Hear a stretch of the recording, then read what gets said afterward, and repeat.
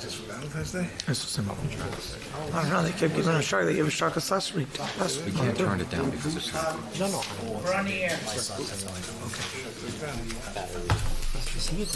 Like William Page is on there. He's not here tonight, so I think he's up at Denver. I think this guy, he's the architect. He's going to talk to us. So I just wish we had more promises, right? It's not a big deal. It's this one I too. just don't know.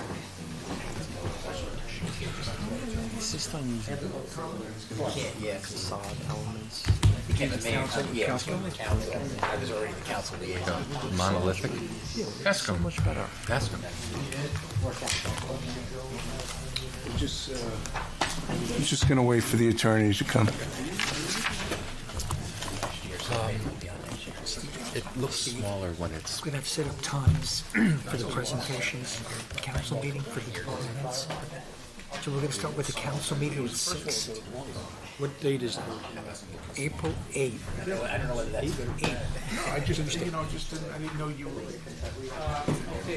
It's next Tuesday. Good for you. And you're going to give me times? It's going to be, I'm going to have you probably go first because you're the biggest. Probably around 7 o'clock-ish. We're going to do the council meeting first, but you never know, Steve. So better to be here a little early. Oh, good.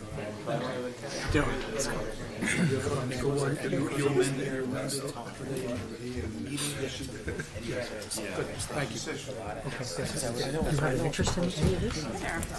Oh, you weren't here? I wasn't here. Okay, good. When they get to the minutes, abstain. Or actually, young man, Stephen, get to the minutes for the last meeting. Michael's going to abstain because he wasn't here.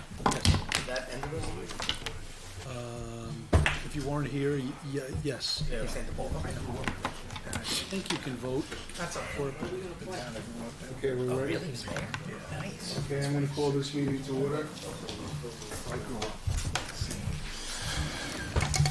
This is the Borough Oradell Planning Board regular meeting, April 1st, 2025. It is 7:32.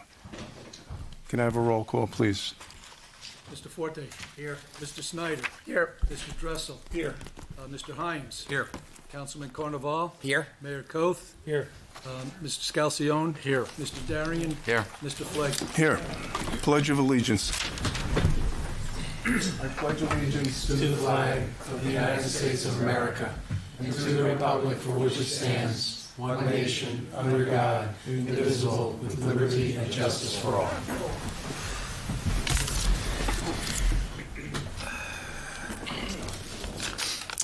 Everybody get a chance to review the planning board minutes from March 4th? Any comments? I'll take a motion to approve. So moved. Second. All in favor? Aye. All right, we'll move right to committee reports. Subdivision, site drainage, and soil moving. Mr. Carnaval. Thank you, Mr. Chairman. First order of business is we have a resolution, calendar number S-161-25, Pinchin LLC.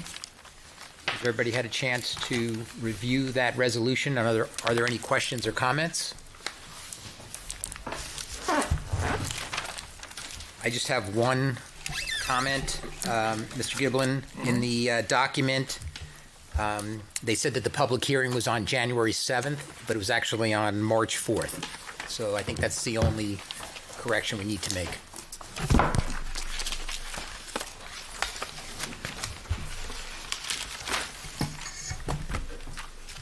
So with that, Mr. Chairman, I'd like to make a motion to approve resolution for calendar number S-161-25 with the noted change.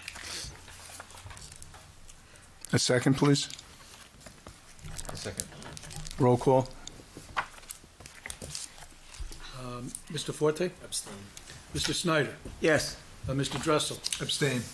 Mr. Hines? Yes.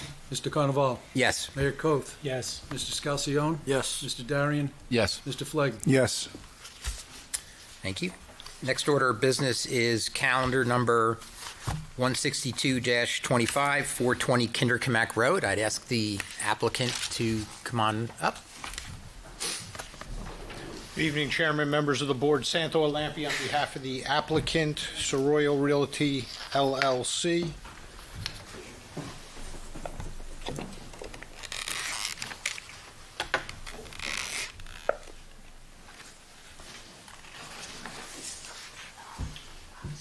So, for those that don't know, this is the 420 Kinderkamak Road site. It's on the corner of Kinderkamak and Velderon.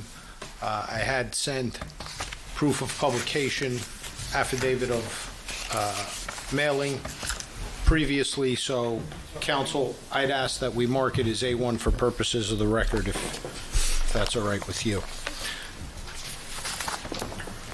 So this matter has a little bit of a history in our submission back to this board.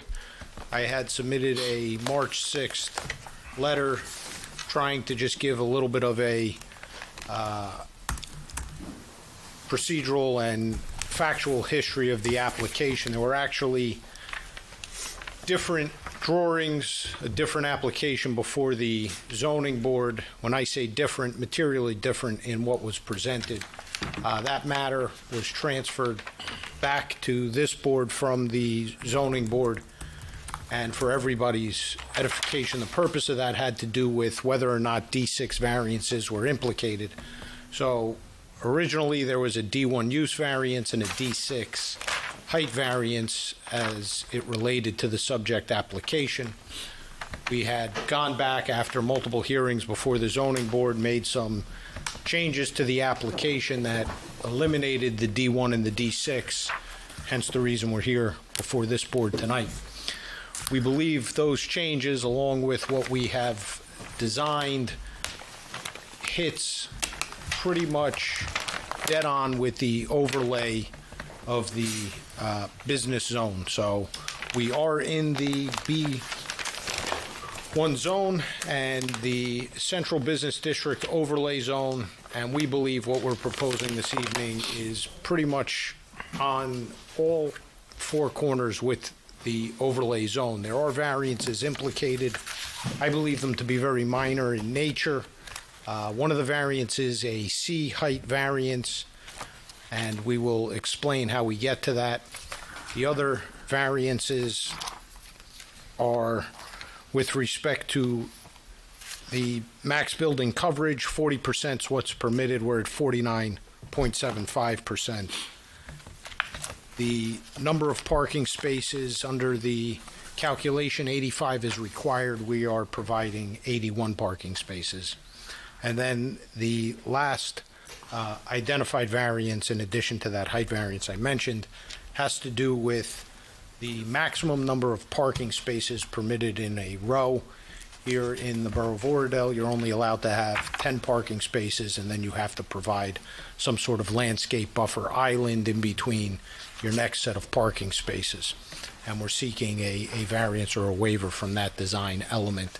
And we'll obviously get into that and discuss that. So up on the easel, Mr. Vergona has placed his rendering of what we hope to be the approved building here this evening. And I will turn it over to Mr. Vergona. We can get him sworn, and we'll start marking exhibits and taking you through the building. Raise your right hand. You swear or affirm any testimony given this matter will be the truth, the whole truth, and nothing but the truth, so help you God? I do. State your name and spell your last name, please. It's Raymond Vergona, Virgona. I'm at 125 River Road, Edgewater, New Jersey. I'll qualify him. Absolutely. Mr. Vergona, you are a licensed architect here in the state of New Jersey? Yes, I've been licensed here for over 50 years. In the course of that time, I've designed over 4,000 dwelling units, as well as numerous other types of buildings, both public and private. I've testified and been accepted as an expert in the majority of towns in Bergen County. And I, of course, appeared before the Board of Adjustment in this municipality as well. The board will accept him as an expert. Thank you, counsel. Good evening, Mr. Vergona. Good evening. Mr. Vergona, why don't we go ahead and mark the drawing, although it was already submitted, we'll mark the rendering as A2, and if you could put today's date on it. Mr. Vergona, in my opening remarks, you heard me identify the property as 420, being on the corner of Kinderkamack and Veldran. It's a three-story building, is that accurate? That's correct. The rendering shows the view of the building taken from the corner. Veldran being the street on the right and Kinderkamack being the long frontage on the left of this drawing. So we're proposing a three-story building, which, because of the grade difference, the topography of the site, becomes about 3.5 stories on the backside of the building, which you'll see on the architectural elevations in the rest of the set. The building has a somewhat traditional look. It's a combination of brick, precast, and stone elements, and slate-type mansard roof in a central portion of the building. Along the Kinderkamack side, we have 15-foot setbacks, both on Kinderkamack and Veldran, which meets the requirements. And the entire Kinderkamack side will be devoted to retail use on the first floor. We're proposing 5 retail spaces, and you see here on the rendering the large glass areas at the ground floor, the signage and the lighting, and the sidewalk areas which will exist along Kinderkamack. Now, Mr. Vergona, that's about 5,500 square feet of retail or commercial space along Kinderkamack? That's correct. And we've got it and are depicting it as 5 individual units of about 1,000 square feet each. Is that correct? That's right. That may vary. We don't have tenants right now, but that's the plan at this time. And parking is tied to directly to the square footage of the space, and we've calculated that? It is. The ordinance requires 1 space for every 250 square feet of retail space, and that's been included in the calculation. So if it turns out to be 3 instead of 5 based on tenants leasing out the space, it wouldn't upset that apple The cart? parking requirement would not change because it's based on square footage, not on tenancy. The building at the ground level along Kinderkamack has proposed retail use, and then there are 2 stories above that, which are apartments. The building is proposed to have 38 units, 6 of which are affordable housing units, which you'll see depicted on the building plans. The lobby for the residential portion of the building is on Veldran. Not too visible in this rendering, but it comes at about the center of the building elevation on the side street.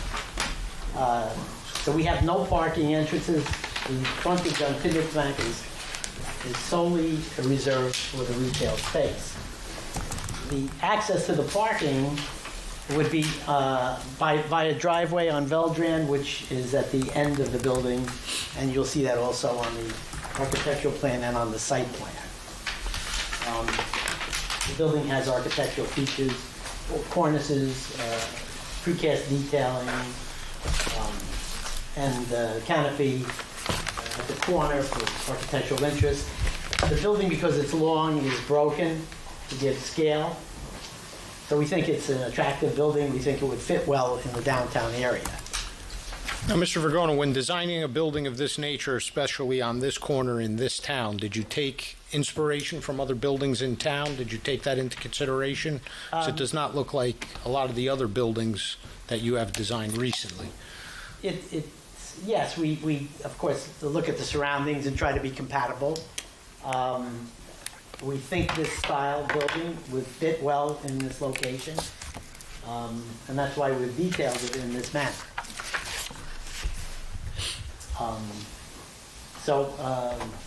By virtue of the materials and the breaks and the cornices and so on, it has a somewhat traditional flavor, but isn't extremely traditional in its architecture. Updated traditional. You could call it that, yes. All right, do you want to move to the floor plans? I'm going to go to the drawings. Mr. Vergona, we've marked that rendering as A2. Chairman, with your permission, we can mark his drawings, the whole entire set as A3, and we'll have him give us the latest revision date. Okay.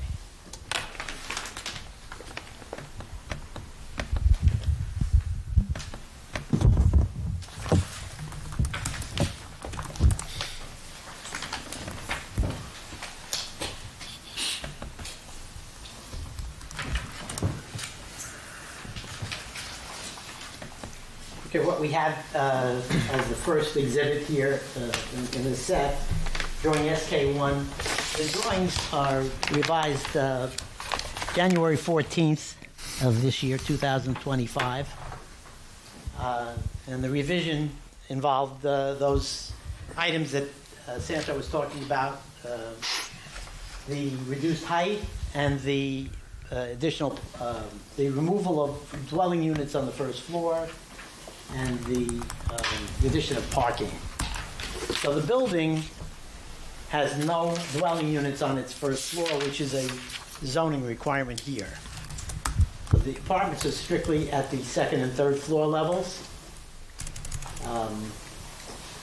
The elevation at the lower part of the drawing is the entrance, shows the entranceway to the building, which is approximately at the center of that elevation. We have a large lobby area down here. And then the driveway entrance that I was talking about before is on the right side, which goes under the building to a parking area at the rear. As I said, we have 38 units altogether, 6 affordables.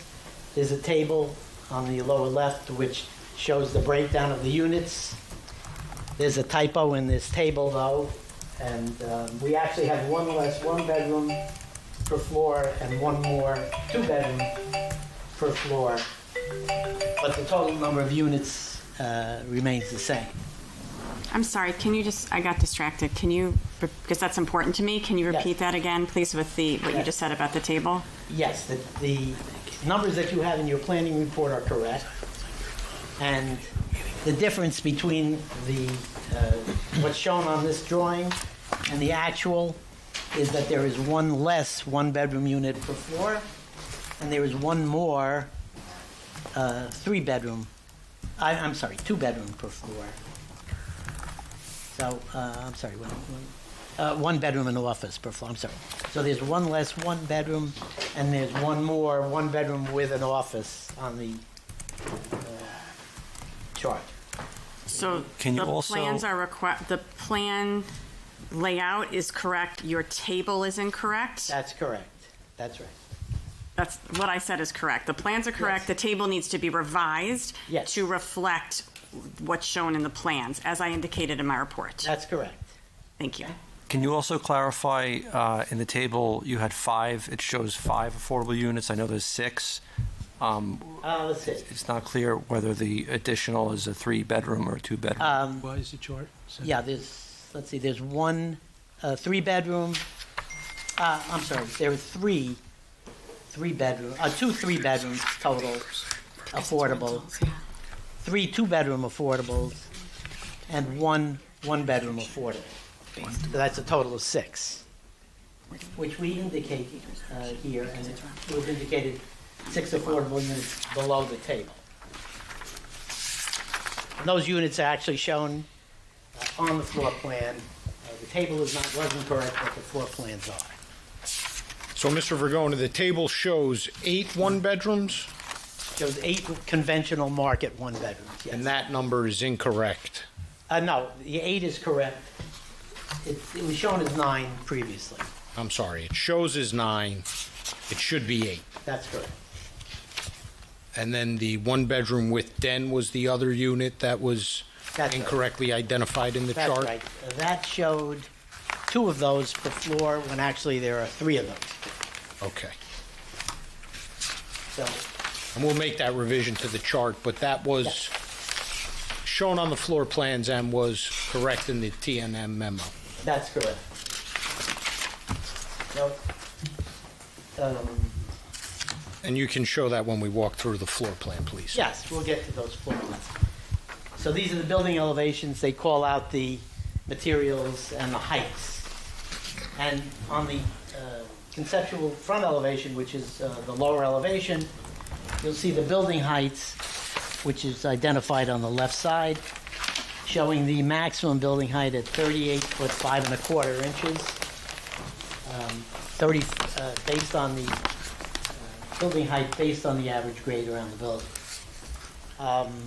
Mr. Vergona, Mr. Costa has prepared a height drawing that shows all the different points that he took around the building in order to calculate that height.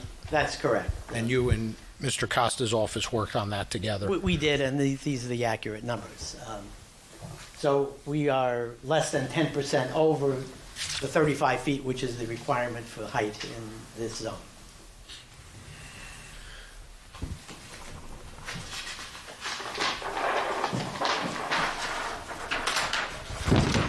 Drawing SK2 indicates the other two sides of the building. The upper one is the north elevation, and the lower elevation on this drawing is the east elevation. Architecturally, the building treatment is the same all around, so we have the mixture on the elevations of brick, siding, and we have the mansard roof element and dormers also on the elevation that's shown at the east. So, Mr. Vergona, the elevation on the bottom of that drawing is if you were looking from the post office property back up towards Kinderkamak Road, is that fair? Yes, that's correct. Okay. So what you see here, if you go to the left, you would come under the building into a parking lot, and then under the other wing of the building, there is an entry, a driveway entrance into a parking area which falls below under the building at close to the retail level. So we have three areas where we have parking. We have the grade level parking lot across the back of the property. We have parking at the retail side under the building. And we also have, which this drawing doesn't really depict, we have a ramp down to a garage which has parking below the good part of the building. So, Mr. Vergona, I guess what is not depicted in that drawing, obviously, because it's a two-dimensional rendering or elevation, is the surface parking lot and the distance from that property line back to the building. Is that fair? Yes, that's correct. The building is an L shape, basically, so the portion on the left of this east elevation is closer to the property line, and then the rest of this building is set back off the property line a greater distance to allow for a parking lot to exist in that area. In addition to that, we have a handicap entrance. We have handicap parking spaces off the parking lot, and we have a handicapped entrance at the rear into this first floor area. And Mr. Costa and Mr. Page will go through that in much That's right, more and we detail. have, when we go to the floor plans, we'll see that in more detail also. So that essentially is the exterior, the full exterior of the building. We go to the next drawing, which is SK3. SK3 is the lower level. And what it shows is a lobby on the right side, which is entered at a mid-level, so it's between the lower garage level or basement and the first floor retail level. And, excuse me, that lobby has a mail and package room, a compactor for trash, and an elevator which will give you access to all the levels. In addition to this, what's depicted on this drawing is the lower level garage.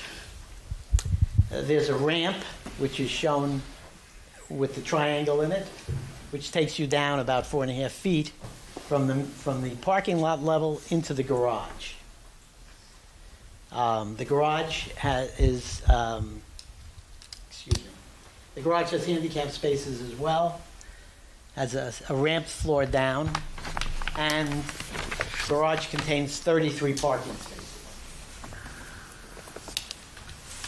So, Mr. Vergona, in this drawing, Kinderkamak is on the bottom of the drawing, Kinderkamak is on the bottom and Belgium is on the left. and that's the L shape that you were describing earlier. That's right. The L shape is this. That'll be clear on upper floors, where the building overhangs that driveway.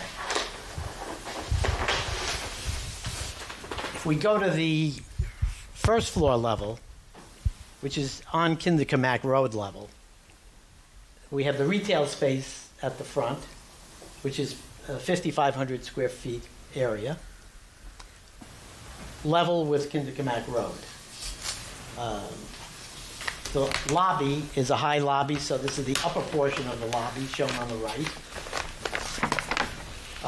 In addition to the retail space, there are building amenities on that same floor, which are accessed through the elevator, which would be a fitness room and basically a club room facing the easterly side of the building. To the left of this floor plan, you'll see another parking area which has 11 cars. And the parking area has a 13-foot high ceiling and can access the retail service. There's a service corridor behind the retail which has access to stairs and a lift which take you to that 11-car parking area. So we have the ability to load the retail through this parking area and back entrance and service door.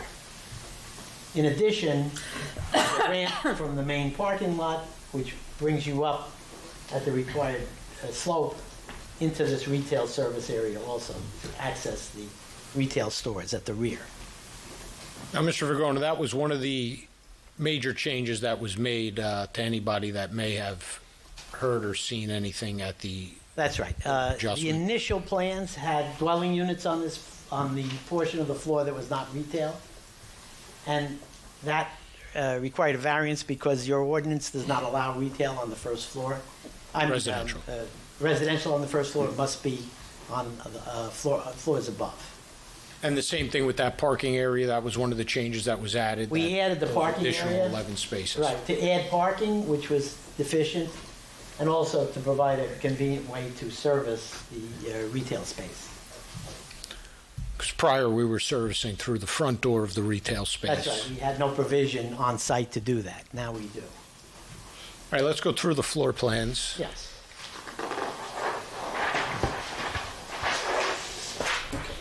Drawing SK5 shows the first residential floor. It contains 19 units. And they're identified by square footage and also by type. So for instance, if you look at the upper left, this is a 2-bedroom, which is 1,052 square feet net area, and so on. And you'll see, among those, you'll see the units that are affordables. We've got 2 of them on the left side, the far left side of the building, and then we have other affordables throughout this floor. In addition to that, you'll see the layouts of the 2 bedrooms, 1 bedroom with workspace, and 2 bedroom with workspace apartments. And typically, an apartment with a 1 bedroom apartment with workspace would be like an H unit, which is the unit. If you look at the far left, it's the unit to the right of that, and it contains a typical living, dining, kitchen arrangement with a home office. In that case, the home office is 11 by 8'5", and it's an entirely interior space. Mr. Vergona, is that something that you've been designing since the pandemic and the work from home movement? Is that something that's happening in? Yes, there's a great demand for that type of unit, and we've designed many buildings recently which have that type of unit in them. And in addition to that, we have 2 bedroom units which also have a small workspace similar inside. So you'll see, for instance, the G unit has that, as does one of the other types. So wherever they're shown as two bedroom with workspace, the layouts are shown. We've also incorporated 3 bedroom units in, which you'll see on the upper left-hand portion of the floor plan, which is a requirement. We have to meet the distribution set by COA, basically, of no more than 20% 1 bedrooms, no less than 20% 3 bedrooms, and the remainder 2 bedrooms. And we conform with that breakdown of units.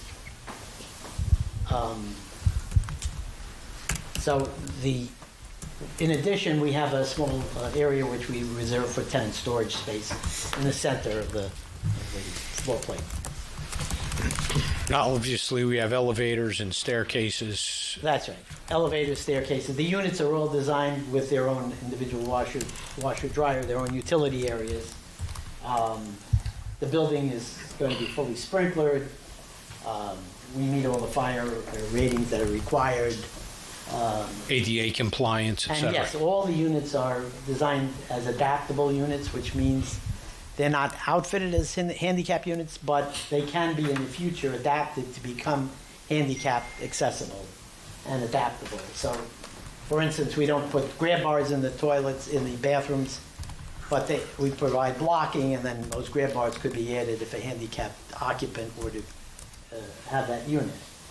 And the same is true of door sizes and clearances and the like. Now, is the third floor identical to the second floor? The third floor is almost identical. There are some variations because of the need to have the distribution of the affordable units based on the formula.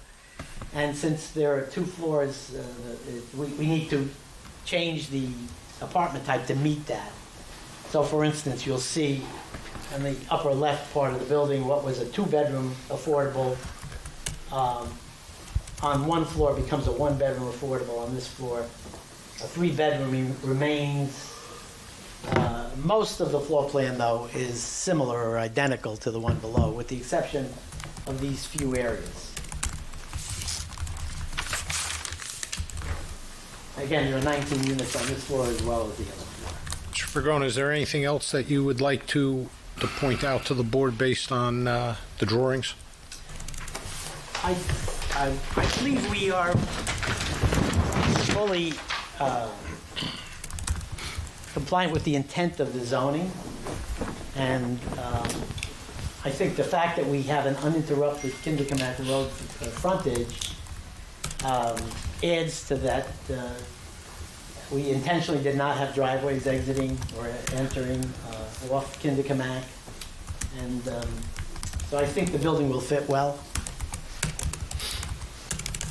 You want to do the next level? Apartments? What's that? We did the third level. You did the third level.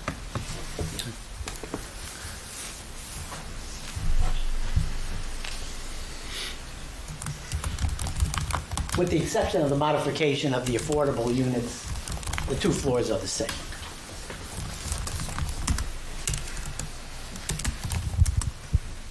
Mr. Chairman, I do want to leave some meat on the bone for Mr. Costa. He tends to want to talk, so I could go into further detail if the board needed to, but it's at the pleasure of the board. I just have a question about the retail. You put that corridor in to service the retail, you said? Yes. What is that, to bring supplies or stock in? That's correct.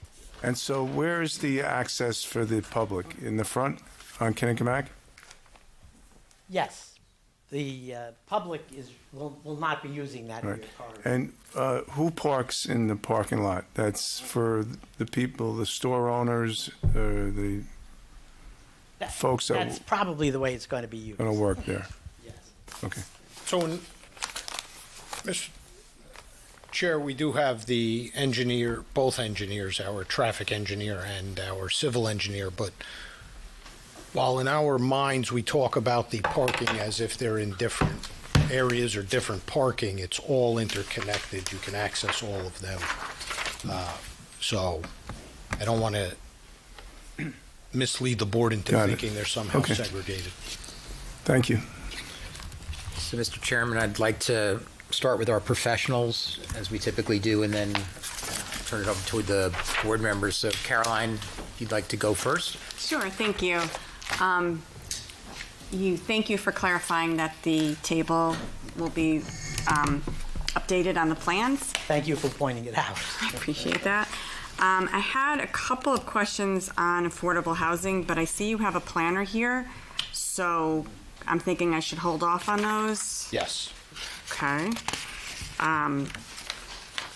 Unless they're architectural in nature, such as are all the fixtures and whatnot going to be the same, the answer is yes. Okay, they are not architectural in nature. What about the location of the EV parking spaces? Is that Mr. Page? Yes, And the and Mr. site Costa. plan. Okay, batting 1,000 here. I think. Was there any, did your plans include any signage with any wall type We do signage? show signage on the front elevation, which is in conformance to the sign ordinance. That's shown on the plan that was submitted? That was shown, yeah. There's no retail space that has been proposed yet, so I'm sorry, if you look at drawing SK1, you'll see the signage locations, and we're proposing gooseneck type lighting. So those are blanks where signage would go. We are proposing the gooseneck over that location, but it's anticipated that the signage would conform with the borough ordinances as to Yes. signage. Actually, it'll be far less than what is allowed. So any type, I appreciate you don't have a retail tenant at this point, or any retail tenants most likely at this point, so you don't know what the sign actually will say, but the sign, you're stipulating that the signage will conform to the ordinance requirements, and therefore you're not requesting any type of sign variance. Is that accurate? That's accurate. Yes, and should it not, we'd obviously have to go to the appropriate board. I would hope it would be this board that would retain that jurisdiction, and we would seek whatever relief necessary if there's some kind of variance implicated by the end user tenant. Okay, and I'm guessing, Steve, they'd have to come before the committee? There's we'd a, have to submit plans on what they're proposing, and then, yes, final would be my office and the sign committee. and lighting, that would be someone after. As I said, we're proposing for those signs, this gooseneck type lighting. The rest of the lighting is shown on the engineering section. Right, that's my question was on that, so that's for the engineer. Landscaping as well.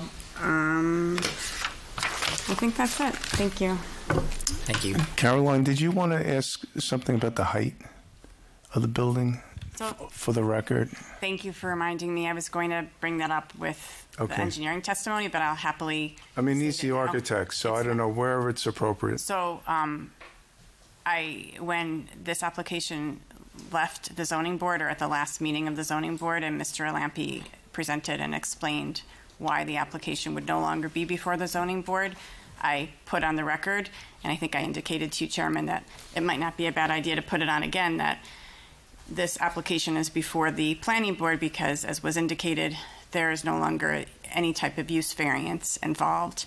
However, with respect to the building height, there still is a C variance for the building height, and there isn't a lot of wiggle room, so to speak, or cushioning between what there is proposed and what could trigger a D variance. So thank you for reminding me, because I think it's important that the record is clear that should there be a revision to the plan made that could trigger a change in height, which could trigger the need for the applicant to potentially need a D6 variance, which would result in the applicant returning to the other board. So I thought that it was just important Yeah, to put so all that on the everybody- record so that there's no everybody knows. surprises.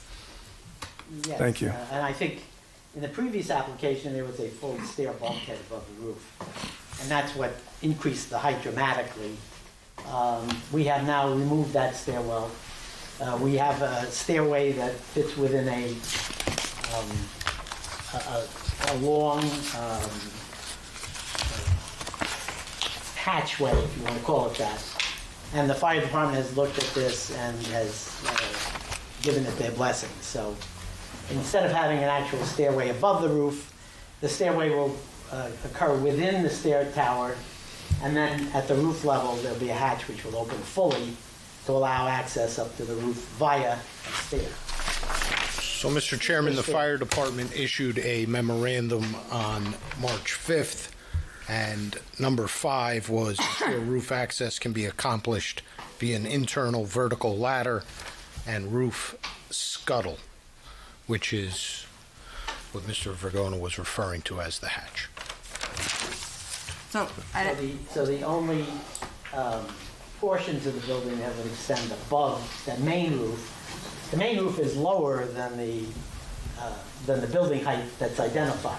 The building height that we've taken is taken to the top of the elevator bulkhead, which is 2 feet above the main roof level. So even though we're indicating the building height to be 38 foot 5 1/4 inches, the main roof is 2 feet lower than that, actually.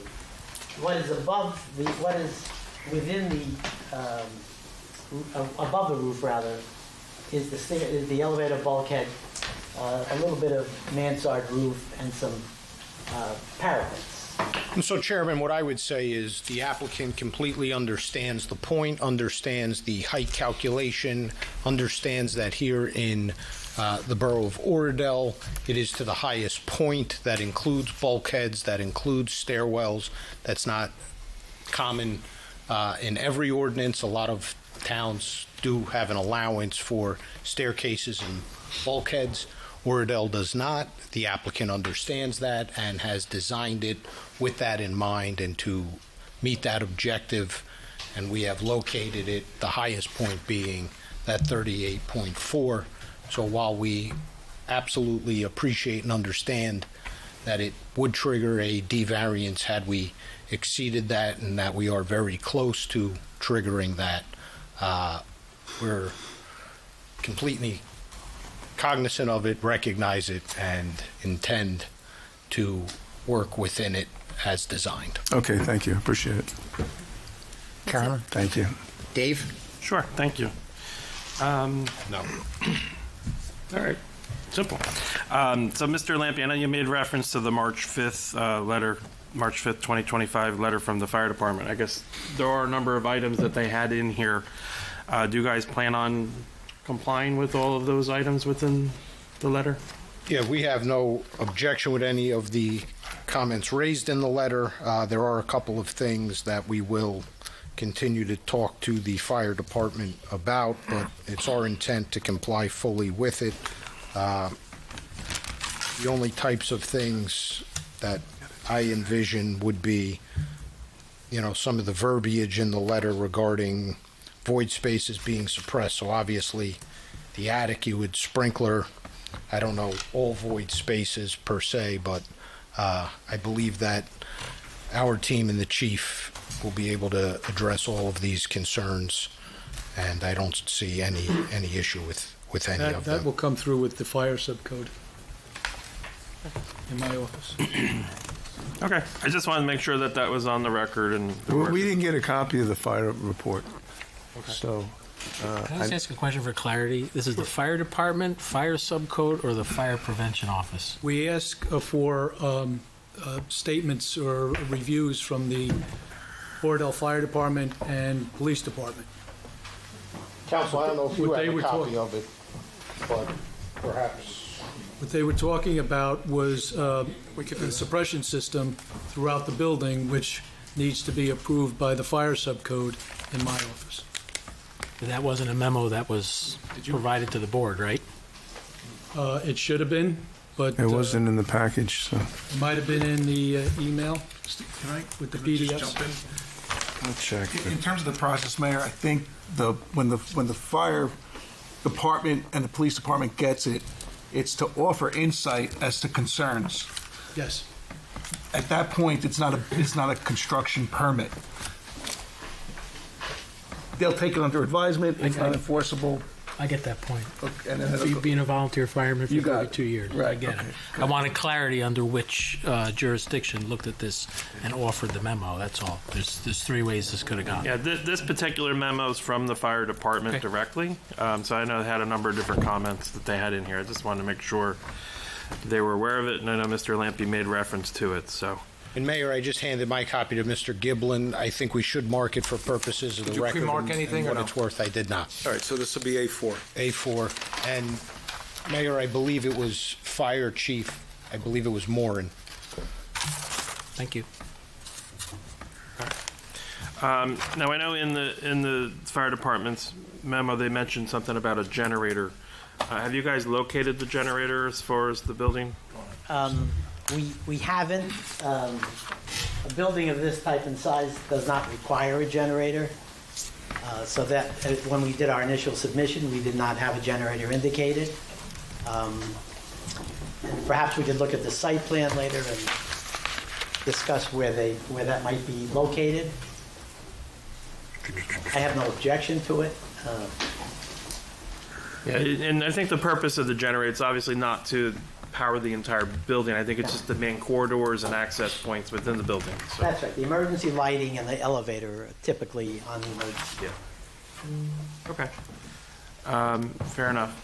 Now, as far as the garage, I think in your testimony you mentioned that the upper garage space, I think, has a height of 13 feet. What about the lower garage? What's the height? The lower garage does not have that generous height because we don't intend to have anything other than cars down at that level, and that would have like a minimum height of 8'2", okay, which would accommodate a van. Okay, and then I guess there would be demarcations indicating the height for the height clearance within those spaces. At the entrance at the ramp entrance into the garage, there would be. And what about the, there's an opening that they have to go through to get into the parking lot, the at-grade parking lot. Yes. What's the height clearance for that? We show that to be 12 feet high. Okay. So I guess, out of curiosity, why would that one be 12 feet and then the back garage have a clearance of 13 feet? Only because the grades allow for that kind of differential. We have the same ceiling space above, from the upper floor down to the ceiling. So we just took advantage of the extra height, but it wouldn't mean anything because they couldn't get to it without the 12-foot, as you indicate, the 12-foot being the restraining height. Okay. I guess the engineer will get into the height clearance and what can get through that space at 12 feet? Yeah. Typically, I know from experience on other projects, for instance, an Amazon truck will get through there. A typical small moving van will get there. We don't anticipate very large vehicles coming into this area. Okay. What do you anticipate going into that back area?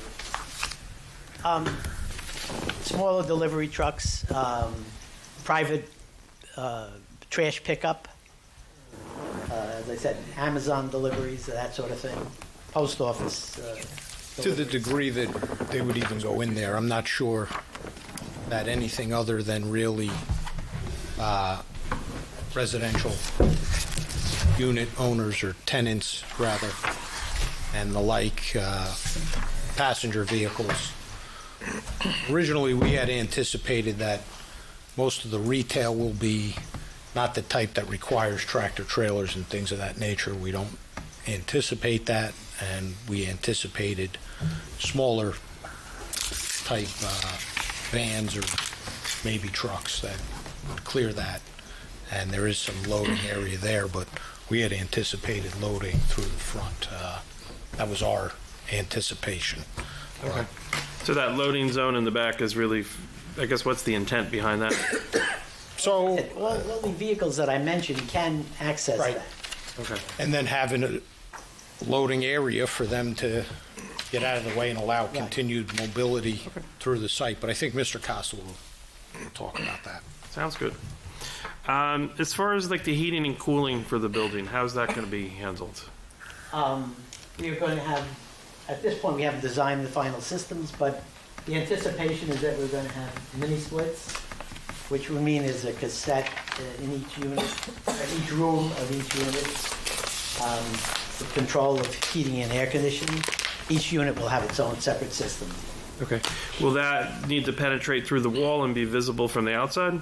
No, we're not anticipating any penetrations. Okay. So the rendering that you have provided, right there, that's representative of what we should see once the project, if the board approved the application, that's what we should expect to see. That's correct. We don't show any mechanical penetrations, as you point out. Okay. Fair enough. Now, within the building on the floor plan, I think you had indicated you provided some storage units on each floor. I think it looked like there was a total of 6. Yes. How does that work as far as the tenants? Because there's 19 per floor, so... Well, those would be rented by the tenant, and whoever is first come, first served would be able to take those. Okay.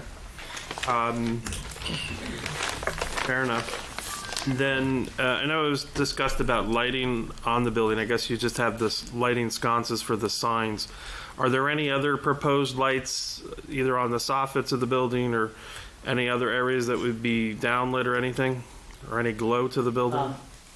In terms of the actual lighting on the building, I'm sorry, I would think that we would have a downlight at each of those recessed areas on the retail level. Okay. But nothing to make the building glow? No. Okay. Nothing shining against the building. Okay. Fair enough. And then as far as the building, I think I heard you correct. It'll be ADA compliant. However, the units will be Adaptable. adaptable was the word used. Okay. That's correct. All the common spaces are accessible. All the units are adaptable. Okay. And then as far as the parking, I know you provided some testimony. I don't know if that'll get into it a little bit more later. Is there going to be assigned parking to the tenants or the commercial spaces? How's that going to play So out? I don't think that's been determined yet. I think that's a building operation question that we normally don't get into at this juncture. To the extent necessary, we are, when you get the EV credits, 4 spaces shy of the requirement, so we don't anticipate any issue with parking at the site. But Mr. Page is going to talk about parking and traffic exclusively, I would imagine. Gotcha. And then maybe you don't know at this point, will there be an added charge for parking? Again, that's not something that we've discussed. Okay. Operational, I would say. Okay.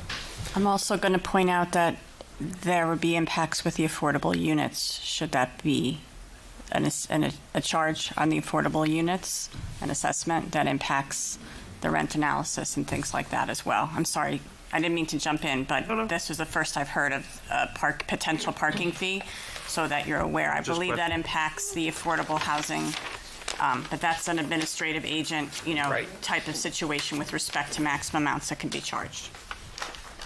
And that's understood to the best that anybody in the state understands it.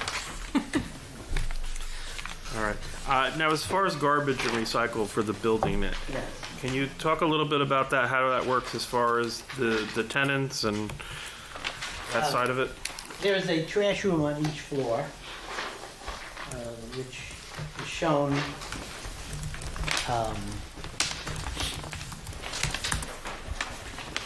excuse me, flipping here.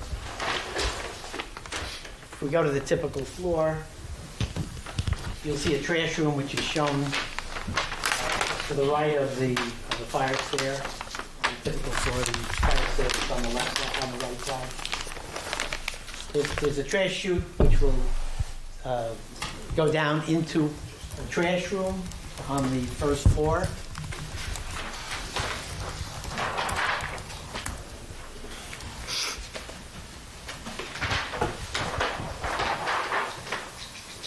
Which is shown to the east of the lobby. It's a generous trash and recycling room. And then there's a double door which leads out to the driveway, which leads to the parking area. Okay. And is it anticipated that's where the trash company would come pick everything up from? Yes. From the doors, they would wheel out the containers, and then they would dump them. Okay. Fair enough. I had something else, but I guess it wasn't important. All right, I think that's all the questions I have. Thank you. Steve? Yes, Mr. Atkinson hit a lot of my questions. For the handicap units, all of the units are going to be adaptable? Yes. Okay, so when they're adaptable, are you going to make the counters and the cabinets in each unit accessible, or is that going to come? Generally, that's an adaptable feature. So we would have a cabinet size so that it could be removed, so a wheelchair could come below, and the counters would have to be adjusted to the lower heights. So we typically don't do that up front. We do that as an adaptable feature. Okay. The HVAC units, you're saying that they're not going to be viewed from the exterior? The That's mini correct. splits, what are they? Are they in the ceiling? The cassettes are in the ceiling, yes. Each room has a cassette, and so they're barely visible within the unit, too. Okay, but nothing from the outside? No. Okay. And what about the water heaters? Are there going to be separate water heaters in each unit? Yes, and we show usually combined with the laundry, the water heater. It's the circular element in those closets. Okay. So we have a stackable washer dryer and then a water heater adjacent to it. And we also have ERV units, which would be above the hot water heater. Very good. And you might have mentioned it, but the public parking for retail space, where will they be parking? Again, to the extent that Mr. Vergona would be able to answer it, we do have other witnesses, but it's all shared parking. So we have 81 parking spaces, 85 is required for both retail and for residential, and there's no restriction of parking at the site. Okay. That's all I have. Thank you. Brian? Nothing. Members of the board? I have a question. Regarding parking again, I just want to be clear on the residents. In Mr. Ryder's report, you mentioned that based on the size of each apartment, the number of bedrooms for each apartment, they have a different number. And when you add them all up, it comes to 72 spaces. Is that consistent with the ordinance? I thought the ordinance was two spaces per unit. Is that true? Off the top of my head, I'm not certain, but a lot of times they go by the residential Site units. improvement standards. Yes. So the RSIS standards would apply to this particular, so it's It is based on the 72? number of bedrooms, yeah. Okay, so it's 72, and then I see below you have a number based on allotments because of EV spaces. The total's 85, and you're proposing 81. And you said the breakdown between the residents and the retail is depending upon how they operate the building. It'll be determined at that time. Is that correct? Yes, and Or is it just the location? In other words, are those apartments going to get 72 spaces? so that's what the ordinance says is needed, right? Okay. Our experience is, depending on how the property is managed and depending on where the property is located, to us, this is a very transit-friendly building, and you're going to hear that testimony. I don't mean to take that testimony away from that witness. We don't believe in building buildings that don't work, where people aren't going to want to rent units because you can't park there or access. That hurts the building, right? So we don't design that way. The numbers of RSIS and how these are figured are what they are. So we don't think we're underparked for what that's worth. But we also don't necessarily think that you need 22 spaces for commercial.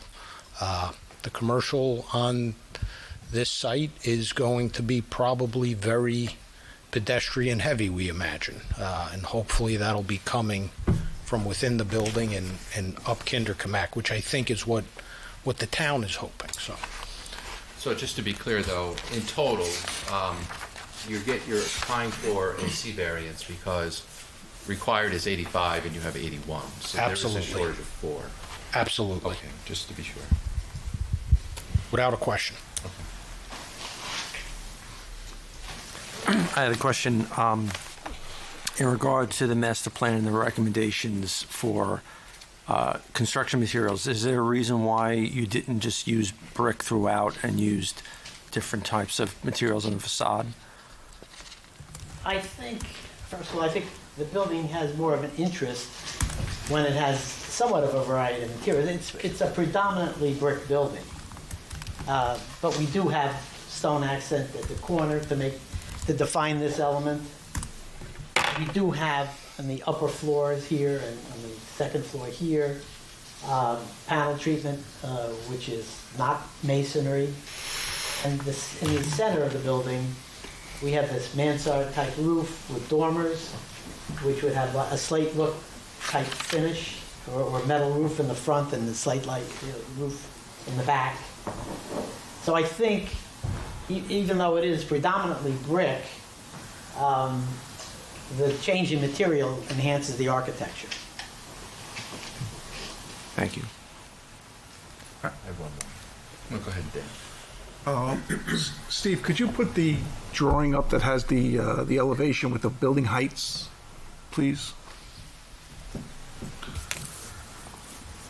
Yeah, I think one of them has dimension. Yeah, if you could zoom in onto the numbers to the left-hand side of the upper, of either of the two elevations, please. So, Well, we have to go actually, Steve, to the front elevation, the one below, to get the one that's calculated based on the average grade.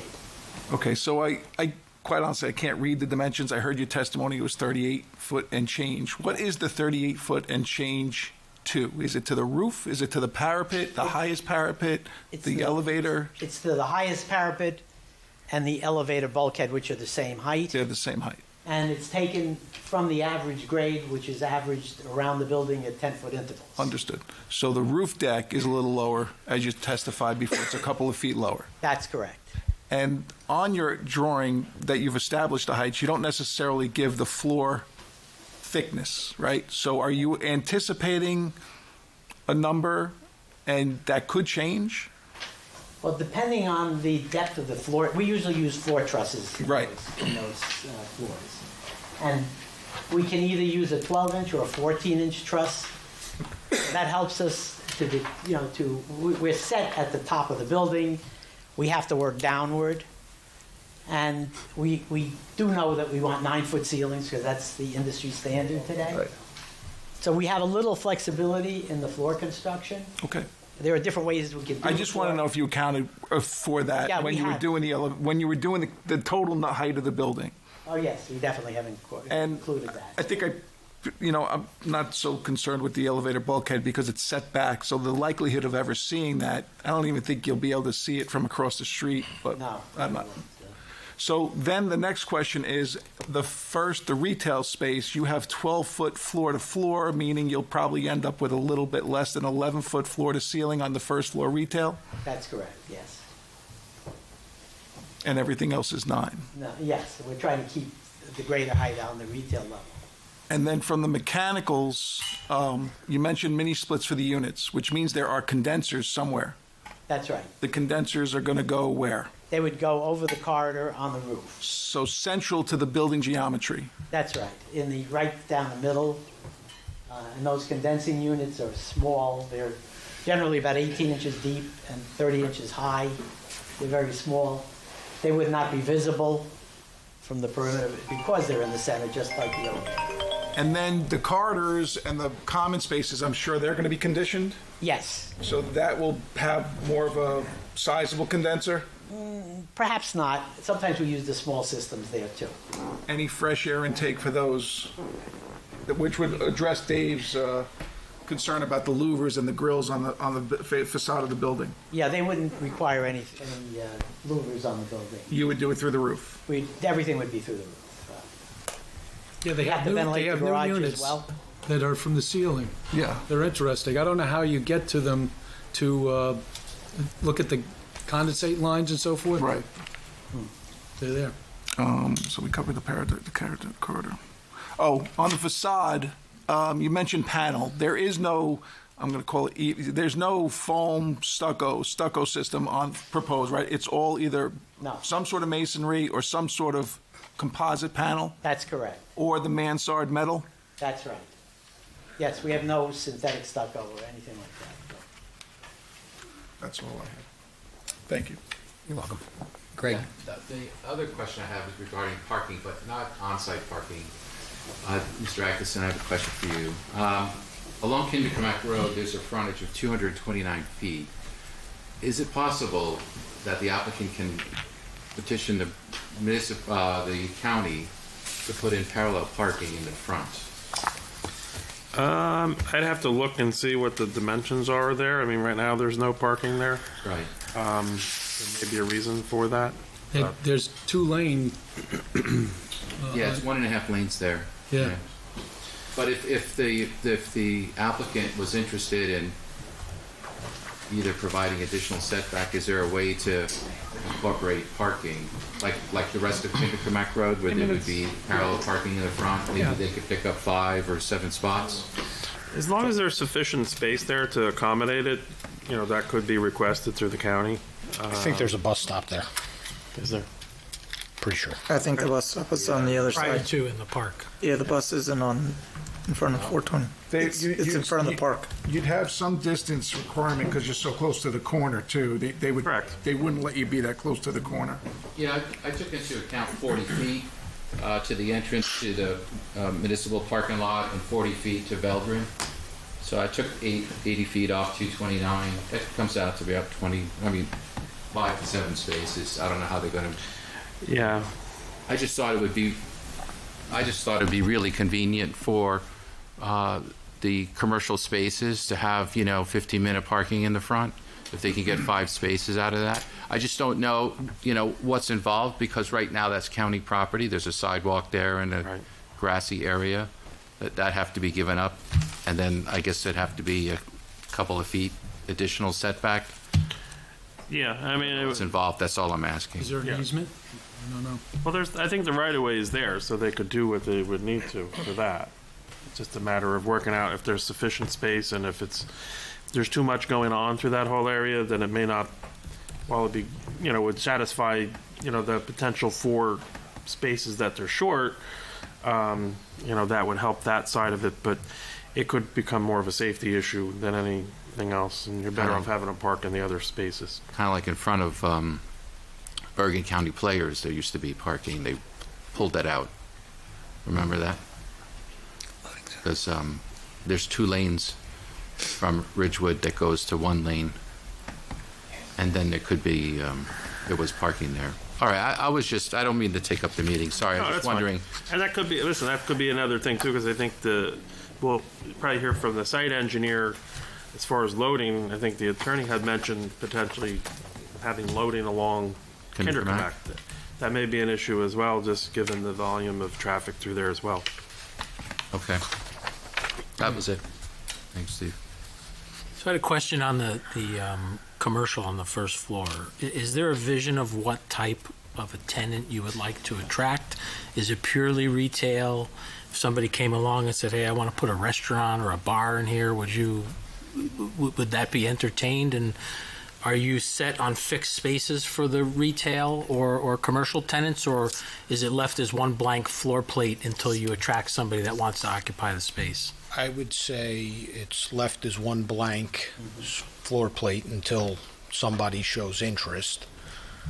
I hope we have interest, but I believe, we're going to entertain what makes sense to the space, to what's going on site, to what's around us. So that's the best answer I could give it at this point in time.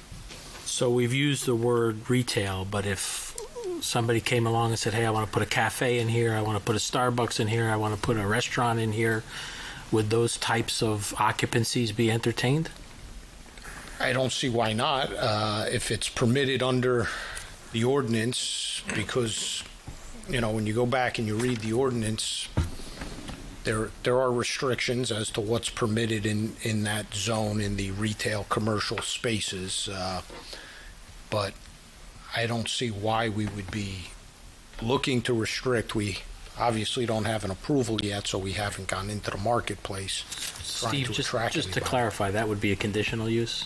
Conditional use, the ordinance was changed for small space food handling and larger spaces, but still would need to go in front of the board for site plan. So just to close that thought out. Eateries.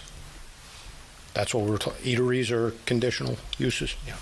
Yeah, so just to close my thought out, if you are going to have something like a restaurant or a cafe, you may need certain infrastructure to support that use. And I don't know if there was any thought given to that in the design of the building and whether or not you'd even be able to accommodate that as designed. Understood. Is there an answer, or just you get the question? In the past, we've made provisions occasionally for that. Okay. If we anticipate that to be the case. By providing shafts For to allow ventilation. up through the roof. Okay.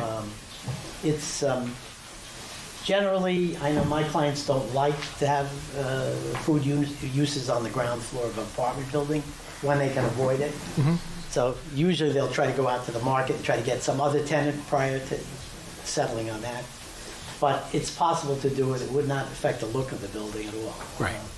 No, I was just curious about whether or not it could accommodate it. I mean, I think we'd all agree part of a vibrant downtown area is a variety of destinations that one can frequent, so I was just curious.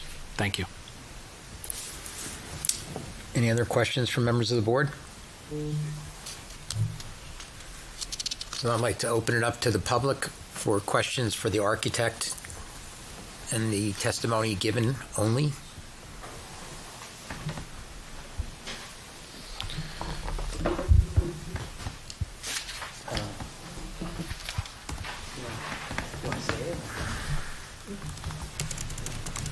Good evening. My name is Paul Latsunas.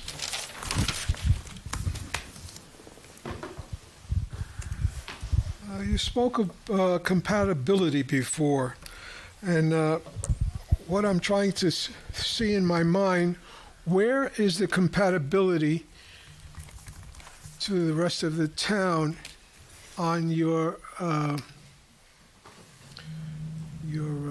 perspective that you put there with all the different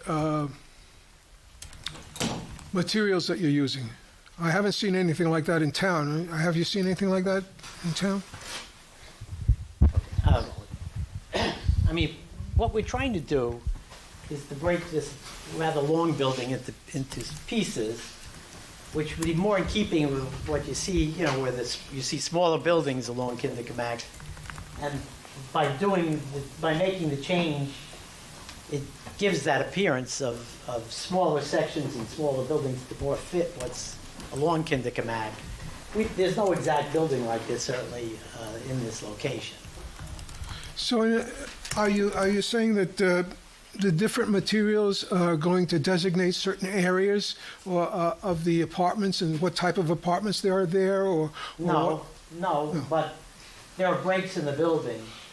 I mean, it's still primarily a brick facade on the streets. And you'll see, though, between sections, you'll see like a small piece of a stone section, differentiating one piece from the next piece.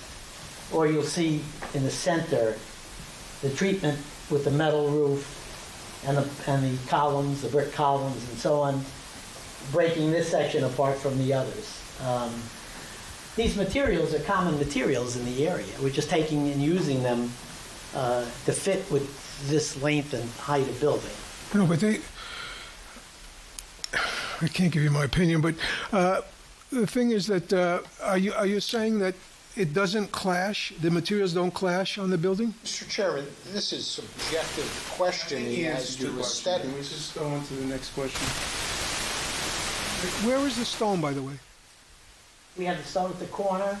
In the corner? We have two small stone pieces in these locations. Okay.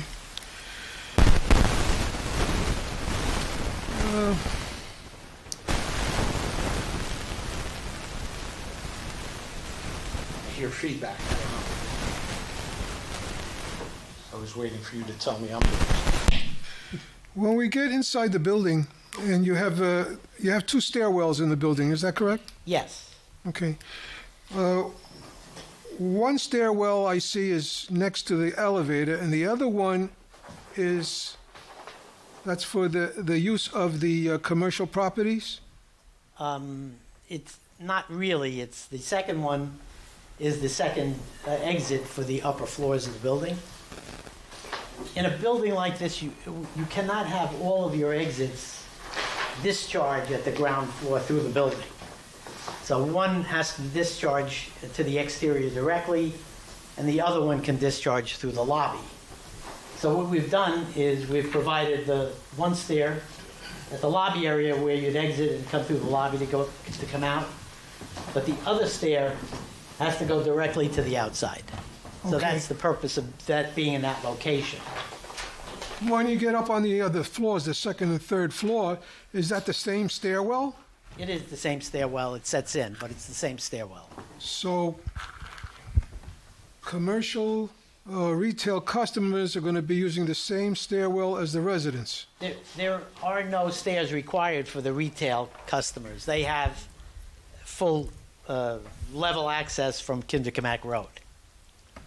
So that The doors, that parking area that you have there on the left-hand side, is that what level is that? that's a little below the retail level. And below that is a garage, you said? Below that is a garage, yes. So will the public have access to the garage, and how will they get there? The public will not have access to the garage, the main garage under the building, those 33 spaces. Well, how are they going to get to park in that area where you're saying for commercial? There's a parking area behind the building, and then there's a driveway. The driveway allows you to enter this parking area under the building on this level. From the back, from the east side of the... From the east side, yes. Oh, okay.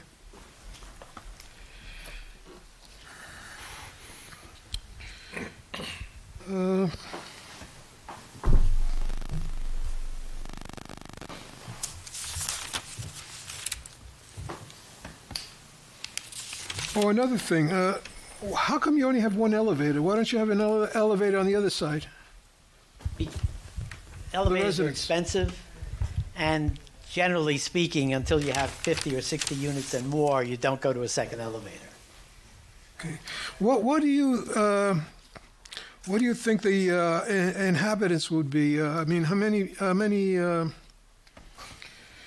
many population of this of all the residents? Objection, Chairman, it's irrelevant, wasn't testified to on direct. Objection to what? The question, sir. How many people are going to live there? Objection, not testified to Probably on more direct. appropriate for the planner. Oh, you have to. I should ask the planner that. Yeah, Yeah, save this your... witness didn't testify about how many people are going to live there, so Oh, okay. Oh, that was my thought. All right.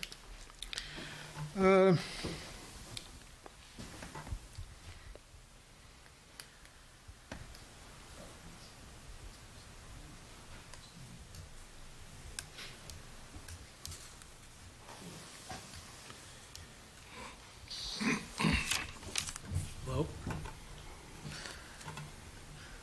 I'm just trying to look at my notes here because I wrote stuff down when I was here. Okay.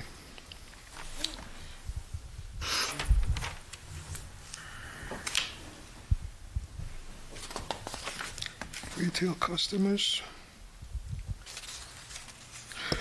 In the front of the building on Kinderkamack Road, will box trucks be able to park there? I believe there's no parking allowed currently on Okay. Kinderkamack. How will box trucks get to, if somebody's moving into the building, okay, and they have a box truck, where are they going to park in order to make the movement and exchange, and also when people bring things for whatever commercial property needs, supplies, where are they going to go? Mr. Chairman, I think there was mention of it, but I believe that that's better suited for the traffic and the... Yeah, so let's try to keep the questions relevant to the architecture. and you can then ask questions of the planner. So in other words, He's the you're telling me that architect. an architect doesn't have to think about these things? I don't know if he has to think about them, but the planner is better suited. Your plan? The planner is better suited to answer those questions. So let's just keep it relevant to his testimony. Okay. On the height of the building, you're saying that you're including the mechanical stuff that you're going to put on top of the roof is going to be included in the height, right? I'm saying that the ordinance requires us to take the highest point of the structure, which is what we did here, which would be the elevated bulkhead and parapets. What about all of the other things? Is there going to be something for all of the air conditioning stuff that you're going to have up on top? Is there going to be an engineer that's going to testify? There is going to be an engineer that's going to testify. There's going to be a traffic engineer that's going to be. So the engineer can answer that question. All right, okay. I was hoping tonight. So you mentioned there's an elevator bulkhead, and you said it was 2 feet? 2 feet above the main roof, yes. So that is probably the maximum height, right? That's the highest point, yes. Thank you.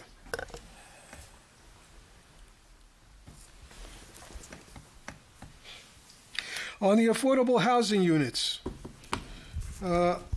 these are going to be rentals, or are people going to buy them? They're rentals. Rentals. And how many units are you allowing for? There are 6 affordable units. 6. Okay, I had something here, 7 or 6, okay.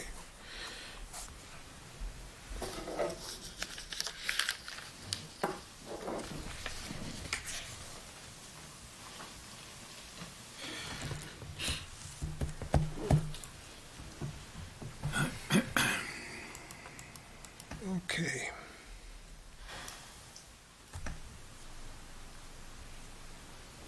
Thank you. Can I ask one follow-up question? I thought you testified initially that there were no restrictions on the parking spaces, but you just testified that there was a restriction on the garage. Can you just clarify that? Well, I indicated that the garage would be, the lower level garage would be used by the tenants, not the retail. Okay. So that's restricted just to the tenants? Yes, because it has access directly into the building via elevator, and for security reasons, you wouldn't want the public to go in there. Thank you. Would that be a gate control, an access card, or something like that? Is that the idea? Well, it'd be a fob to get into the, into the building, into the Right, but elevator. to drive through it, to get to that level. We haven't really gotten to that level, whether there's going to be, I don't believe there'll be a door or anything like that. No physical restriction to I go. don't think so. I haven't think been it's in for it. restricted by its layout, right? Yeah. But somebody could drive down. They could drive down there. inadvertently. Just to Then they clarify. gotta walk out. Correct. So we don't anticipate, I think, is what, am I right? That's correct. That's correct. Would it be objectionable to limit it to the and have a And have a gate? a gate or a card or something that prevents them from being able to continue down? Signage. Signage. That would be it. Definitely. I don't think you want to put a gate Would it there. a gate or some sort of Maybe Mr. Costa can address that when he testifies. perhaps it interferes with the circulation of the cars. I'm asking the question. Yeah. I only play an engineer. Yeah. Good job. Is there anyone else from the public that has questions for the architect? Hearing none, I'll close public comment. Mr. Mayor, I think you had one additional question. Sorry, I have one, what will hopefully be quick question. Can we go back to the east elevation, please? Oh, this isn't going to be quick. Sure it is. That's right. That's the west. One more. So my question is about, if I'm looking at this correctly, where you drive in from Veldren and drive under the residential units above, everything is wide open. versus some kind of a screening, whether it's a false wall or otherwise, to kind of, I guess, provide some, I know that the post office building covers probably a lot of that area.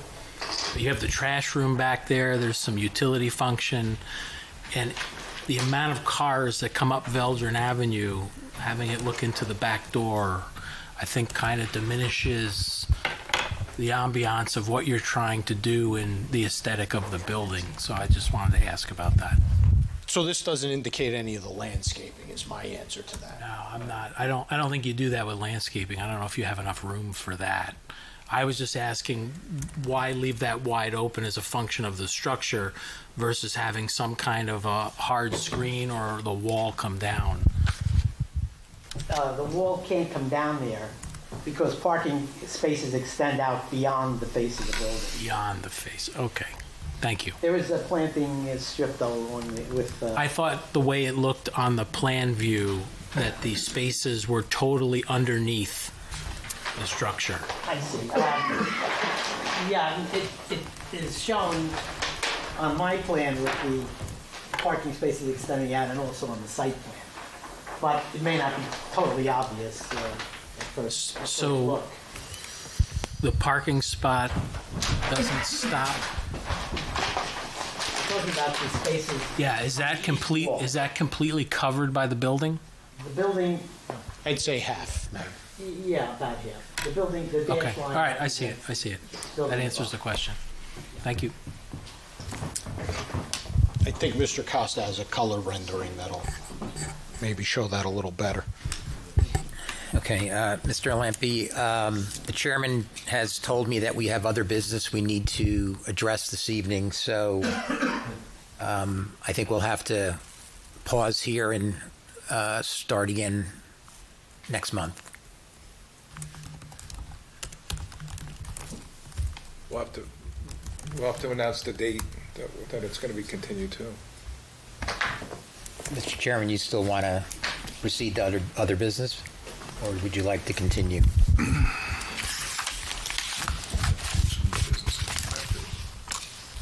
How many more experts do you have to testify? I do have 3. I mean, there's no way we're going to be able to finish this tonight. We have to go through all our other committees. We have old business to attend to. I'm an eternal optimist, Chair. Well, I mean, I would be willing if the board, we could listen to another expert, and then we're going to adjourn until the next meeting, and we'll announce the date. Do you want to give a cutoff point, timeline? 9:30, 10 o'clock? Let's say 9:30. Mr. Chairman, can we take a 5-minute break? Sure. All right, we're going to adjourn for 5 minutes.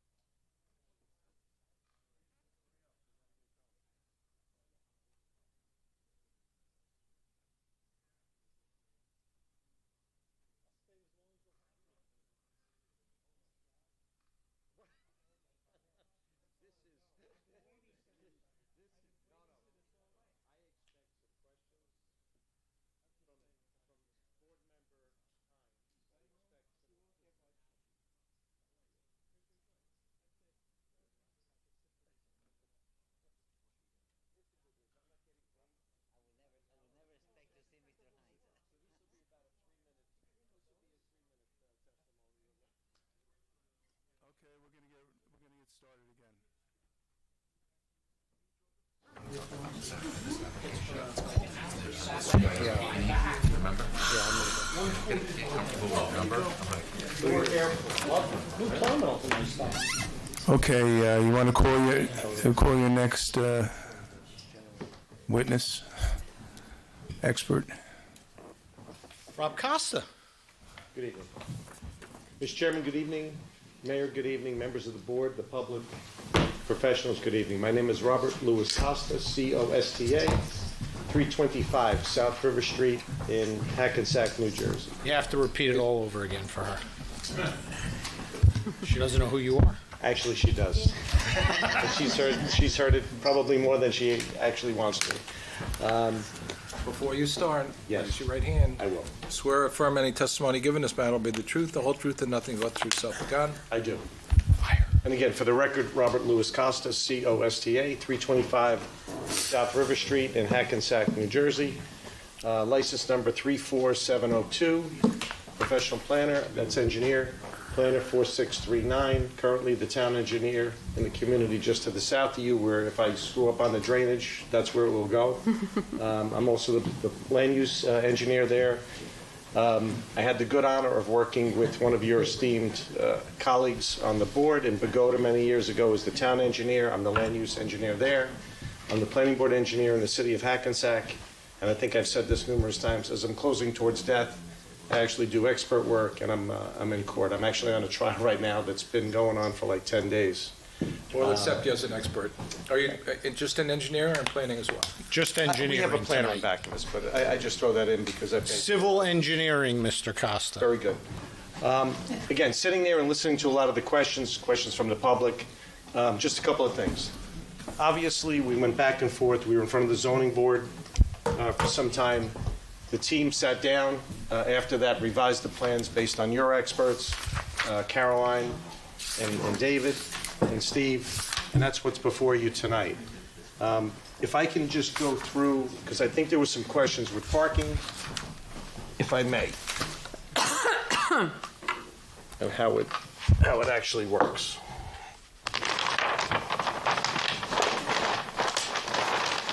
You're just going to go right at the parking. You don't want to talk about the size of the lot or... Not yet. I want to clear up go. one thing while it's fresh in everybody's mind. Okay. We have an exhibit which is colorized. There should be two of them. A5, Mr. Costa. What is it? Again, it's just a colorized version of sheet 2 of 19. It is dated, excuse me, November 17, 2023, last revised January 30th, 2025. And again, just to clarify some of the parking. I know one of the board members asked. So again, one, ingress and egress.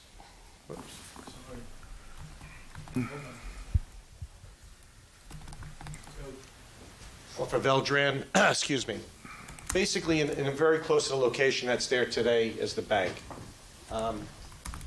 So again, one ingress, one egress. As you go underneath the actual building, I think there was a question, can you screen this? And I think Ray actually said it. The problem is your ordinance requires 15 feet setback from that property line. So we actually set the building 15 feet off the property line. That's why that overhang for the parking, in order for that geometry to work, again, 18, 24, 18, and the building, that's why you couldn't bring this wall down, excuse me, to that level and screen it. So what we'd have to do, again, is put landscaping in the strip. There's roughly, I believe, 10 feet in that location, maybe a little bit less from my recollection, but we could do that. Also, as you come in here, there's another ramp that goes to the lower level. That would be on the next sheet. And then, again, I think there was a question from the public. So you would traverse underneath the building, then you would come back into the open, and then you would make a left, and again, to get in this area, which is just slightly below the finished floor of the retail. So you would need steps to get from this area back up to get to the retail for access to the back of these stores. And again, the question there was, your professionals actually said, if you're a resident, how do you get to those stores without going outside? So that's how you would do it. You would come down either the stairs or the elevator, and then you could traverse through this hallway and then get into the back of these stores or... Mr. Costa, we can't really see what you're doing there because we see this screen, yeah. So that hallway, again, this parking area is slightly below, set of steps to get to that level from this area. There's also ramps there to get in to this area to make it ADA compliant. So, I just have a question here. And I understand the plan isn't complete, but if I'm going to access one of the retail stores and I come through the breezeway or under the building and I park somewhere there, let's say you designate parking, Okay. how do I get to the retail from there? I mean, I can come through the back of the retail? That's how the public will access the retail? Can do that, or again, depending on where you are parked, Or come out where you could traverse, and come around? come around, and come on. How about on the other side of the building, on the north side? Can you come out that way? There's a great difference on I this see. side. All right. That's why, I know there was a All comment right. from the fire department. Look, I know you haven't completed it all, but, you know, that'll be an important element, I think. Okay. So I just wanted some clarification because when the architect spoke, he said that the public would not be using that back hallway to have a rear entrance into the retail stores. So that's changed? No, they can. They absolutely can. Architect that testified you couldn't. The Or- idea would be you wouldn't. So it's not that you can't, Mr. No, Costa, no. right? No. I believe he was in the next level down. You're in the next level down.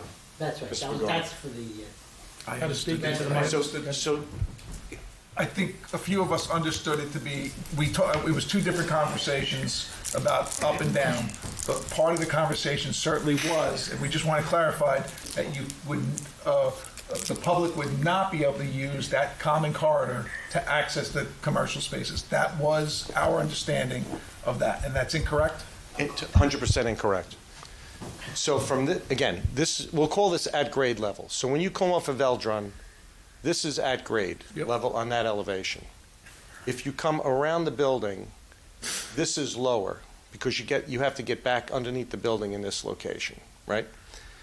There's a ramp here to then get you here, so it's ADA compliant to get into this corridor. Or from here, there's a set of steps to get into this corridor. So from this elevation, you can do two things. You can go up the ramp and in, or you can come up this way and go in. From here, the general public can't get into the common area of the residential. Is it possible, depending upon the retail type, that the back entrance would not be open to the public because of the let's say, the retail layout of that particular store? Like a kitchen or something like Right, that? well, again, depending on what it's going to be. I know there was a question, could it be a cafe, could it be a restaurant, which probably makes a lot of sense at this location. You have plenty of parking surrounding it. You got the train station, you got a central location. This would be ideal for that type of use, no question about it.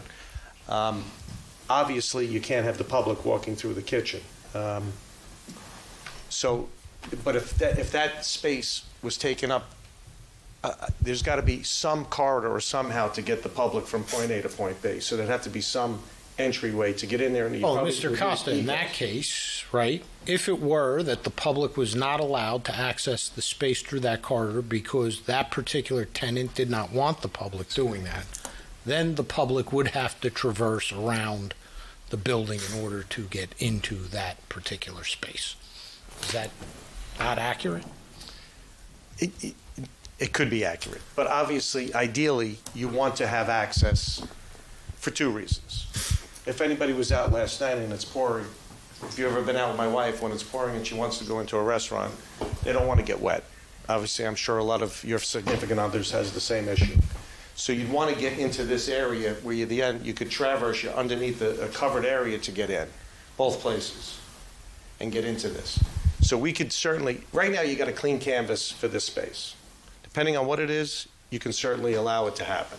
Let me ask you a question. When you come down the hallway, now you go down, what's at the end of the hallway there? and you make a right. This Right, is yeah. retail. This is a. So that's a retail too. So Yep, yes. there's 5 retails. So on your frontage, this is all retail. Right. And again, what we tried to do is take the sidewalks, connect them to the main sidewalk in the front of the, along Kinderkamak, dress this up a little bit more. I know there was a comment from Caroline as far as lighting. I came up with small bollards, to put bollards around this entire building to light, give it some low lighting all the way around it.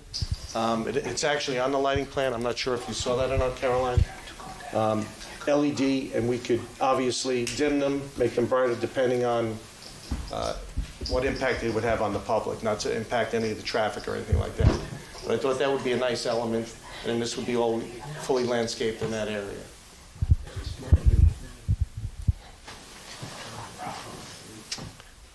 Oh, back to me.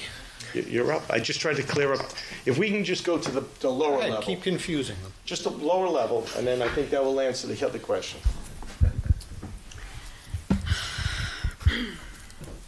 Oh, you gotta go, Steve. Steve, the lower level. Lower level. You're up. Do you know how to get there? No, I don't. You got to go out around the building. Can you use that hall? You gotta exit the balcony. Go back to the architect. Garage. Rob, I want you to talk off this screen, so people No, we can are. follow. I think the pointer doesn't work on the screen. It's causing a glare. Yeah, I'm seeing the pointer on the ceiling. and goes on the ceiling. It just reflects. Yeah, but it reflects. actually- I can't see what he's pointing at. See it. Very distracting. I have, You shouldn't let them hold it. okay. You can, all right. Now, again, same ingress and egress off of Veldrin. You come in, you make a left-hand turn. This is a ramp. So now you're going underneath to the lower level. So you are underneath the parking that's obviously above on that other area. So this is ramp, slope down, slope down, slope down, where you can get underneath that area. At this level, there was a question, that should be all for residential parking only. That should be restricted, those 33 Is there an parking spaces. elevator down there? There is. So you would then, you would have access right here, through this door. This could be key fobbed in this location. This is a 5-foot aisle because of the handicap, or the ADA space. So this will be always open. You come through the door, you have the elevator there, or you have your stairs. And then you would get up to your lobby level. Residential only. Residential only. No lower level. access into My the opinion, commercial that's what should be space. done. So I have a question. So if you're at the lowest of levels, if you look on this drawing, it looks like it's a parking space, but it's actually a stairwell. Is that correct? It's towards the front. Can you see the stairs? It's on the upper right-hand side, right there. That's a stairwell, right? That's correct. Yeah. So does that stairwell exit the front of the property onto the sidewalk, going Yes. towards Kinderkamak Road? So is it accessible from both levels of the parking garage to go into the stairwell to go out to the front? That's emergency only, from my understanding. Emergency only in the case of an emergency. Because that's a shame. If you would park there on the one level up and just take the stairs one level or half a level to the street. Well, actually, it's a half a level to the street. Yeah, right, a half a level. And I know that it's an emergency exit. You don't want people going further up. You know, I guess you can have the doors locked so you can't go on each floor. You can only go into the, so if someone wanted to go up the stairs to the second and third floor, they couldn't get in.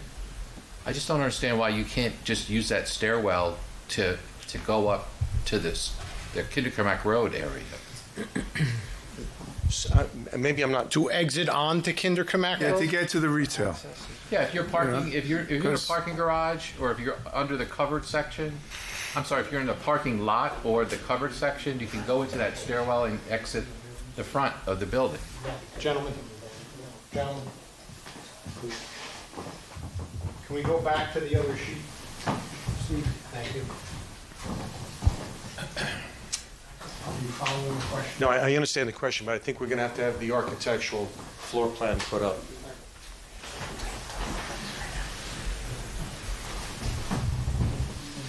Here, pick on that. First of all,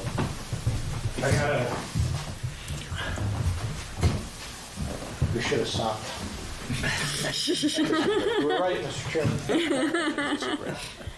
Can you just put Tried, the board I up? tried. Can you put the board up? Yeah, again, if you give me your floor plan. Yeah, but he's got, it's For that split through section. different folders, that's the thing. It's not in the same, that's what he's struggling to get to on the plan, because it's not the same folder. So let's start with this. It was not designed to be anything other than an emergency second egress for fire code. That being said, Mr. Vergona, please identify the sheet that you've placed on the easel. SK4. And what is SK4, It's Mr. the Vergona? first floor plan. So the first floor plan is the retail, commercial, grade level floor plan, correct? That's correct. And the parking spaces that are identified on that sheet on the left-hand side of the easel are at a different elevation than the elevation of the retail space. Is that correct? Yes, it is. And is it 5 feet? It's a, Approximately? let's see, we're 34 to 39. It's yeah, roughly. Okay. So you heard the question regarding the secondary mean of fire egress. The question be, I mean, the suggestion being perhaps you could come through this stairway and come to the Pindercamac side. There is a grade there. This is a very tricky stair because this provides access from the upper floors out. It also provides access from the garage level below, up and out. So there's no stop, no platform, no intermediary at that 5-foot level where that parking level is at? That's right. That door that is shown may not really work because the levels don't jive. Because of that 5-foot difference. Because when you're in this parking lot, you've got to come up 5 feet to get here. But that landing doesn't accommodate it. Isn't that stairwell the second means of egress for that parking area? No. It's not. Do you need a second means of egress for that parking area? I think it's small enough that you don't. And it's not fully enclosed, right? Well, the other thing is, we could have one, right? I know it's a new building, right? So if This is 5 feet it higher could be than done. this, right? Let's clarify the record. So the lowest parking level is roughly elevation 20, let's say 25, let's use whole numbers. The next level up is 35, roughly. So 10-foot difference between that and that. The retail is roughly 40, 39 and a half. So you got 15 feet from that lowest level to the first floor of the retail on Kindercamac. In order for you to, again, the property slopes from west to east, I'm sorry. The property slopes from west to east. So when you come in, our driveway is east. When you come in at this level, you're roughly at 35. Your retail is 5 feet higher, plus or minus. Underneath, on the lowest garage, you're at 25. So you got a 15-foot difference in elevation. So you do have an emergency stair there, but again, you're not coming out. The question is, can we get the stair to work where you can come out on Good. And what we're going to do tomorrow morning is see if we can do that. That's make a big Because it stair. probably does make a lot of sense. And if we can do it, we do it. I'm gonna jump in now because I have two concerns, parking wise and that corridor, that common corridor. You know, it goes beyond what we're here for in terms of the planning, but it is part of the testimony. You know, that's a long corridor to have no way to get out of should a retail space be locked. So there's some egress issues happening within that corridor that would need to be worked out at some point. That's a building code issue, but it does affect the layout.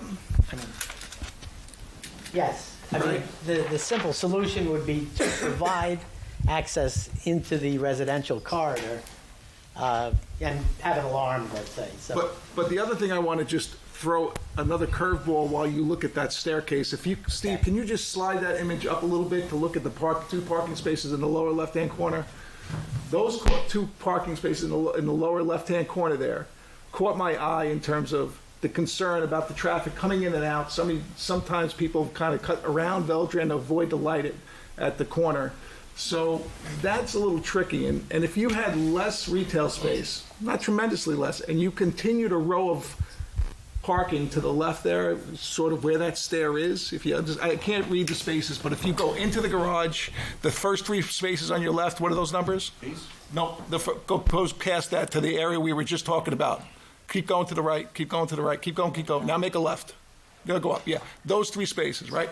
If you continued more parking to the face of the building, you would get more parking spaces and your retail would be a little lower, and perhaps you need to move your stair and you could rework some of the egress. So I'm just gonna get ahead to say, jumping ahead, my concerns the next time are gonna be those 2 parking spaces, the egress and the stair that Greg talked about just a few minutes ago.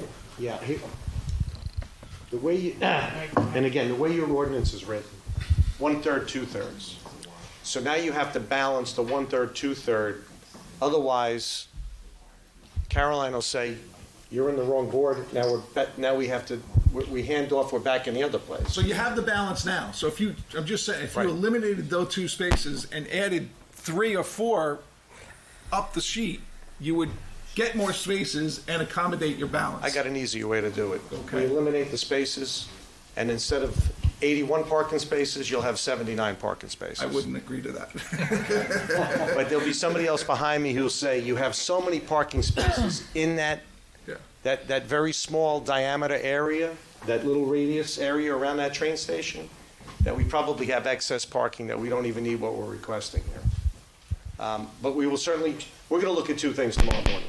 We're going to look at the stair tower to try to get and make sure that we can get out to Kinderkamak Road and that elevation 40 for all practical purposes from the parking garage lower at 25. That's the first thing. Second thing, again, I heard it loud and clear, eliminate the 2 spaces closer to Veldre. One person up here said that, so. No, but I understand. You know what? I loud and clear. And then the question is, can we take those spaces and put them somewhere else in the building? That'll be my chore tomorrow morning. I'll hand it off to one of the young guys. There's one in the audience behind me as I go into the courthouse tomorrow morning. And then we'll come back here, I guess, the first week in May and represent to everybody, and obviously to this board and to the public and your professionals.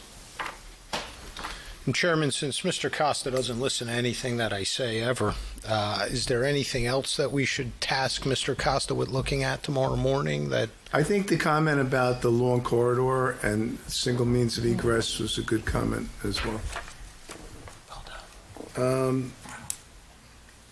I think the next meeting is on May 6th. Correct. All right? Yes. So it's almost 9:30. We'll adjourn till then. Mr. Chairman, thank you. Members of the board, thank you. I'm sorry, Steve. Your professionals, thank you, and the public. Again, thank you. Thank you. Thank you, everybody. Thank you.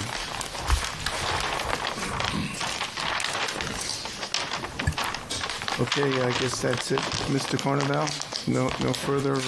No further business, Mr. Chairman. Okay, we're going to move on to business, buildings, and signage. Who's going to give that report?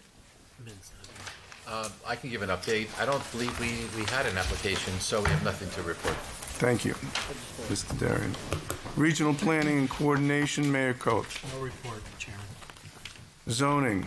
I don't have a lot, I really don't have anything to report on except that I've made some email requests to meet with other municipalities about combined zoning and planning, just to hear their feedback of how it's going and whether they regret it or that it's working well. So I'm trying to have a couple of meetings, invite the mayor and Mr. Depkin and some others. So when I get that together, we'll meet and I can brief the board on that. Master Plan, Open Space, Environmental, and Circulation Systems. Mr. Darian. Yes, we had two meetings since our last meeting here with the subcommittee. We just met actually tonight before this meeting, and we met last week, I believe. We still keep working through the draft document, and we still have more work to do. So as we get closer, we'll share another version with the committee. And that's all I have. Thank you. Historical Preservation, Mr. Carnaval. No report, Mr. Chairman. Old business, we have soil movement permit. And I think in the package was a comparison with other borough codes and other municipalities. This is all business from last year. Mr. Darian, what was you want to brief the board, because I wasn't on the board at the time. I think it was actually the year before last. Yes, we had this study here in front of us. We discussed at the board level how many cubic yards would be appropriate as a threshold to require planning board approval. Right now, our threshold is relatively small, and a lot of applicants come in front of us with minor additions to their house, seeking site approval for soil movement. And so we determined at the time that 500 cubic yards, I think we originally were talking 400, 450, then we rounded it up to 500, was the appropriate amount. So that if you exceed that, you would have to come in front of the board. If you were less than 500 cubic yards, you don't have to anymore. Looking at the neighboring towns, Hohokus, Tenafly, and Norwood are all at 500. Paramus is at 400, and Emerson's at 400. And then some other municipalities even have larger amounts. But you know, those are pretty much in line with what we're looking for.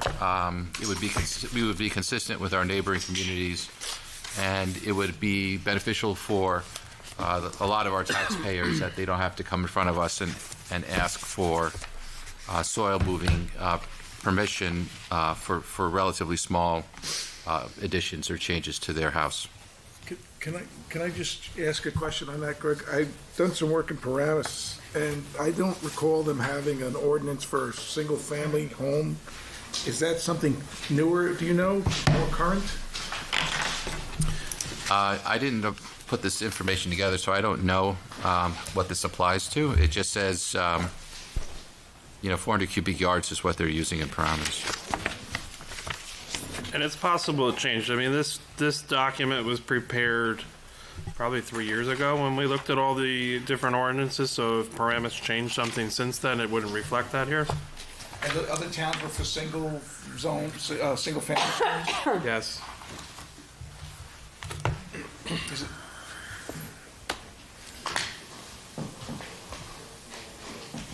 Mr. Defkin, you have any comments? Well, I think it alleviates a lot of residents coming in front of this board. The projects will still be reviewed from my office and especially from the borough engineers. So all the comments, all the memos that are sent will still be coming through for reviews. So I don't think it's restricting anybody. It's just eliminating the time and the cost to come to the board. So soil moving less than 500 would still need to be filed. It just Yes. wouldn't come to planning. Actually, any soil moving, 30 cubic Right. yards, that's a minimal amount, but it needs to be reviewed by the borough engineer in regard, and it could be, doesn't have to be a site plan, it could be information on a survey. But it still would need to be reviewed and approved. If a house is conforming, is there really a need for it to become before the planning board if you're going to look at it from a zoning standpoint and Dave's going to look at it from a drainage standpoint?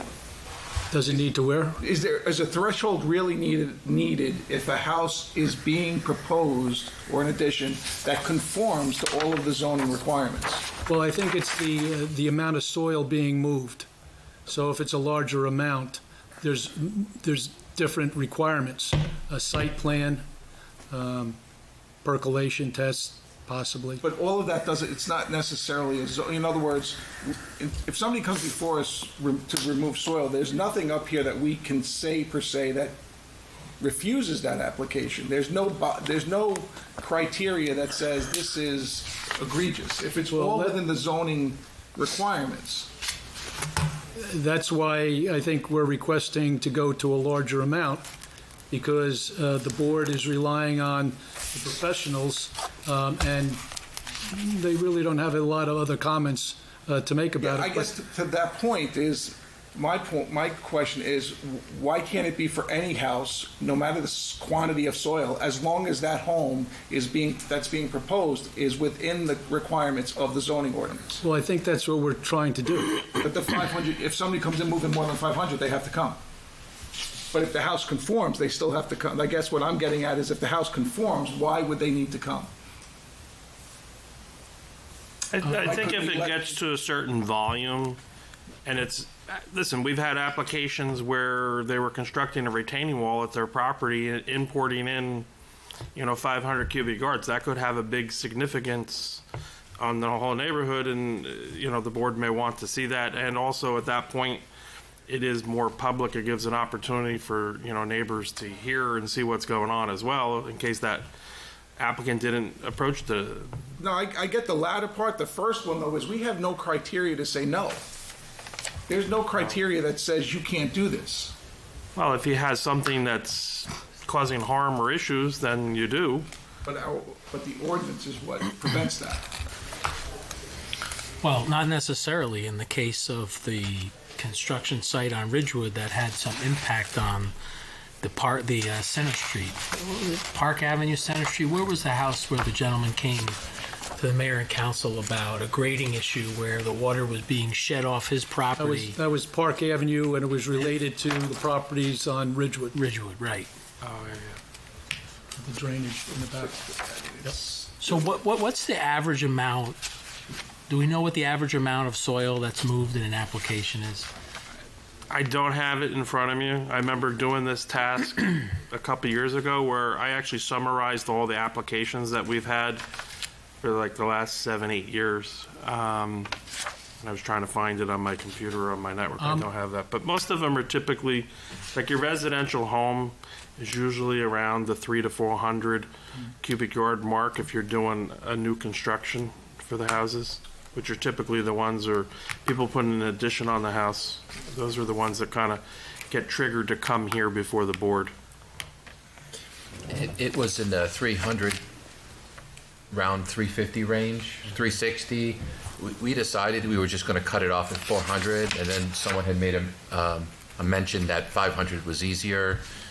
Just it was an easier number to because there were more communities that used 500, and so that's about right. So if a resident was going directly to the building department with an application for soil moving, would they still have to send notice to their neighbors within 200 feet of the property? Normally, they don't. Oh, even when they're coming before the board, they don't? No. Okay. And so I was able to find the document. I can circulate this to Steve's office, and you guys can take a look at it. So just to give you an idea on the volumes, so we have a two-story addition was 123 cubic yards. New house construction 775. New house construction 634. New house construction 631. New house 480. New house 609, new house 841, new house 668, new house 768, new house 341, retaining wall and grading 244, and then a two-story addition 335. So really, a new house construction still would come before the board here based on that 500 cubic yard criteria. Really kind of eliminates, if someone's doing an addition on their property, is really where 500 seems to be the cutoff point.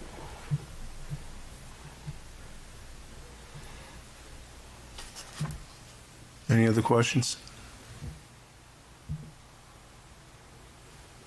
Greg, you want to make a motion? Sure, I'd like to make a motion that we approve a new threshold for our soil moving requirement from whatever it is existing to 500 cubic yards. I think that's about all I can say. Well, I think that the that's gonna board need to be needs an to ordinance make a change. recommendation to Oh, the is that mayor what and it is? council for an ordinance change. Right. Goes to the mayor and council. So then I would have to say that we would vote in the affirmative to make the recommendation to the mayor and council to change the current threshold from whatever it is to 500. Is that right? I mean, with all respect, we're not doing the work, but we're asking. Making a recommendation to the mayor and council. That's right. All right, I'll second that motion to make a recommendation. And just for clarification, so up to 500, they would work with the building department. Anything above 500 is when they would come before the planning board That's And engineering. and engineering. Yeah, so your categories today, so you have 3 different levels. So it's 0 to 30, 30 to 100, and then anything over 100 then would come to the planning board. So you would look to restructure that category. And really the difference between the 0 to 30, 0 to 30, really, it's just they can provide a survey just showing what they're doing. They don't need to have the in-depth engineering side of it. Unless there's something that gets complicated, then we do look to work with them to get that information. 30 to 100, as it sits today, that requires engineering plans with it. And then at 100, it's the same thing. It just comes to the board. And, And then since it's an ordinance that affects zoning, if it's adopted, if there's a change adopted by the mayor and council, it would have to come to the planning board for consistency with the master plan. So you would get to look at it before it's adopted. And what is a resolution written up and made and sent to the Yes. mayor and council? You'd have to vote on, it's a consistency review, correct. So I have a question. So what happens between, does that 30 to 100 now become 30 to 500? Yeah. unless we wanted to, change that 30.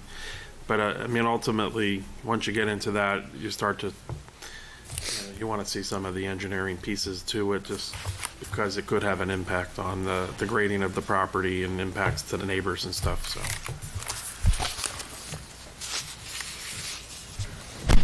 So let me understand that. Anything 30 to 500 would go to the building department. Well, anything from 1 to 500 still goes to the building department. Once you hit 500, Then it's got to then come it to still planning. goes to the building department, but then it comes to you guys for For your approval. approval. But also everything goes to the borough engineer for their review. So 0 to 30 is just drawing a sketch would be sufficient. Otherwise, you'd need engineering I see. plans. And that's not something that we're entertaining. We're just entertaining the point where it comes to us. Right. Correct. Okay. You want to call Roll call. roll call? Mr. Forte will be filling in for Mr. Kang. Mr. Forte? All for it. Excuse me? Yes. Yes? Mr. Snyder? Yes. Mr. Dressel? Yes. Mr. Hines? Yes. Mr. Carnaval? Yes. Mayor Koth? I guess so. Mr. Scalzione? Yes. Mr. Darian? Yes. Mr. Flaggy? Yes. Okay. Any new business? New business, financial disclosure statements. I understand other municipalities notified me that they're available. The borough clerk is off, but I understand she's doing work at home, so I anticipate getting some information from her in regards to submitting it to the board so they can do their financial disclosure statement. That's all I have. Okay, I'll open it to the public.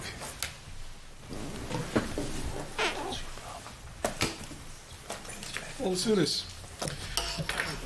When an architect designs a building and he knows he's going to have residents there, I believe that he should know how many people are going to live there in that building, because he's designing it for those people.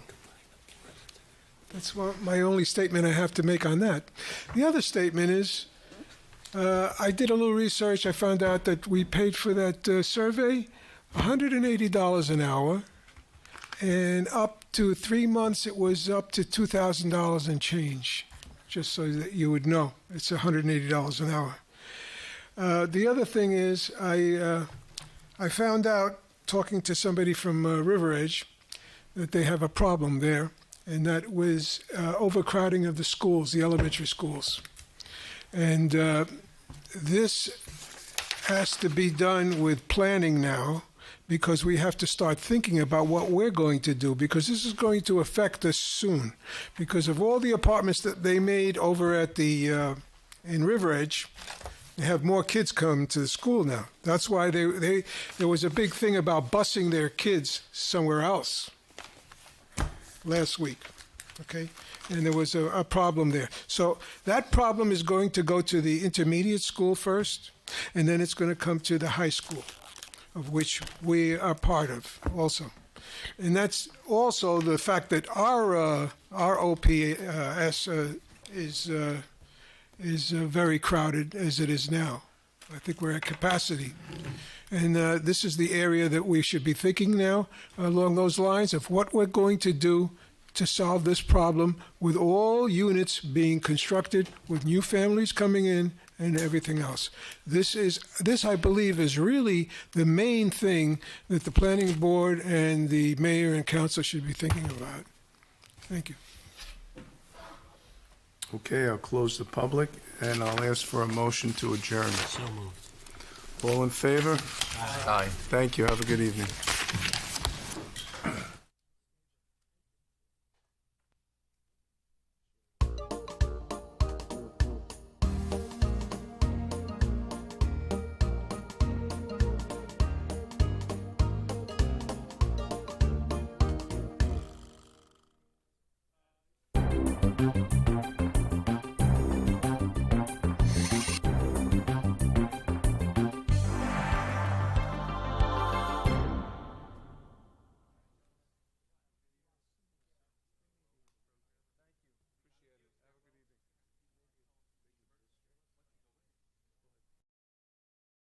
Cairo in Egypt and Madrid in Spain that used to be flood-prone are now facing drought, while previously arid places like Bogota in Colombia and Lucknow in India are experiencing heavy floods. That's putting over 250 million people at risk. Infrastructure that was designed and built at a time when these were dry cities are now having to deal with the idea that these are flood-prone cities.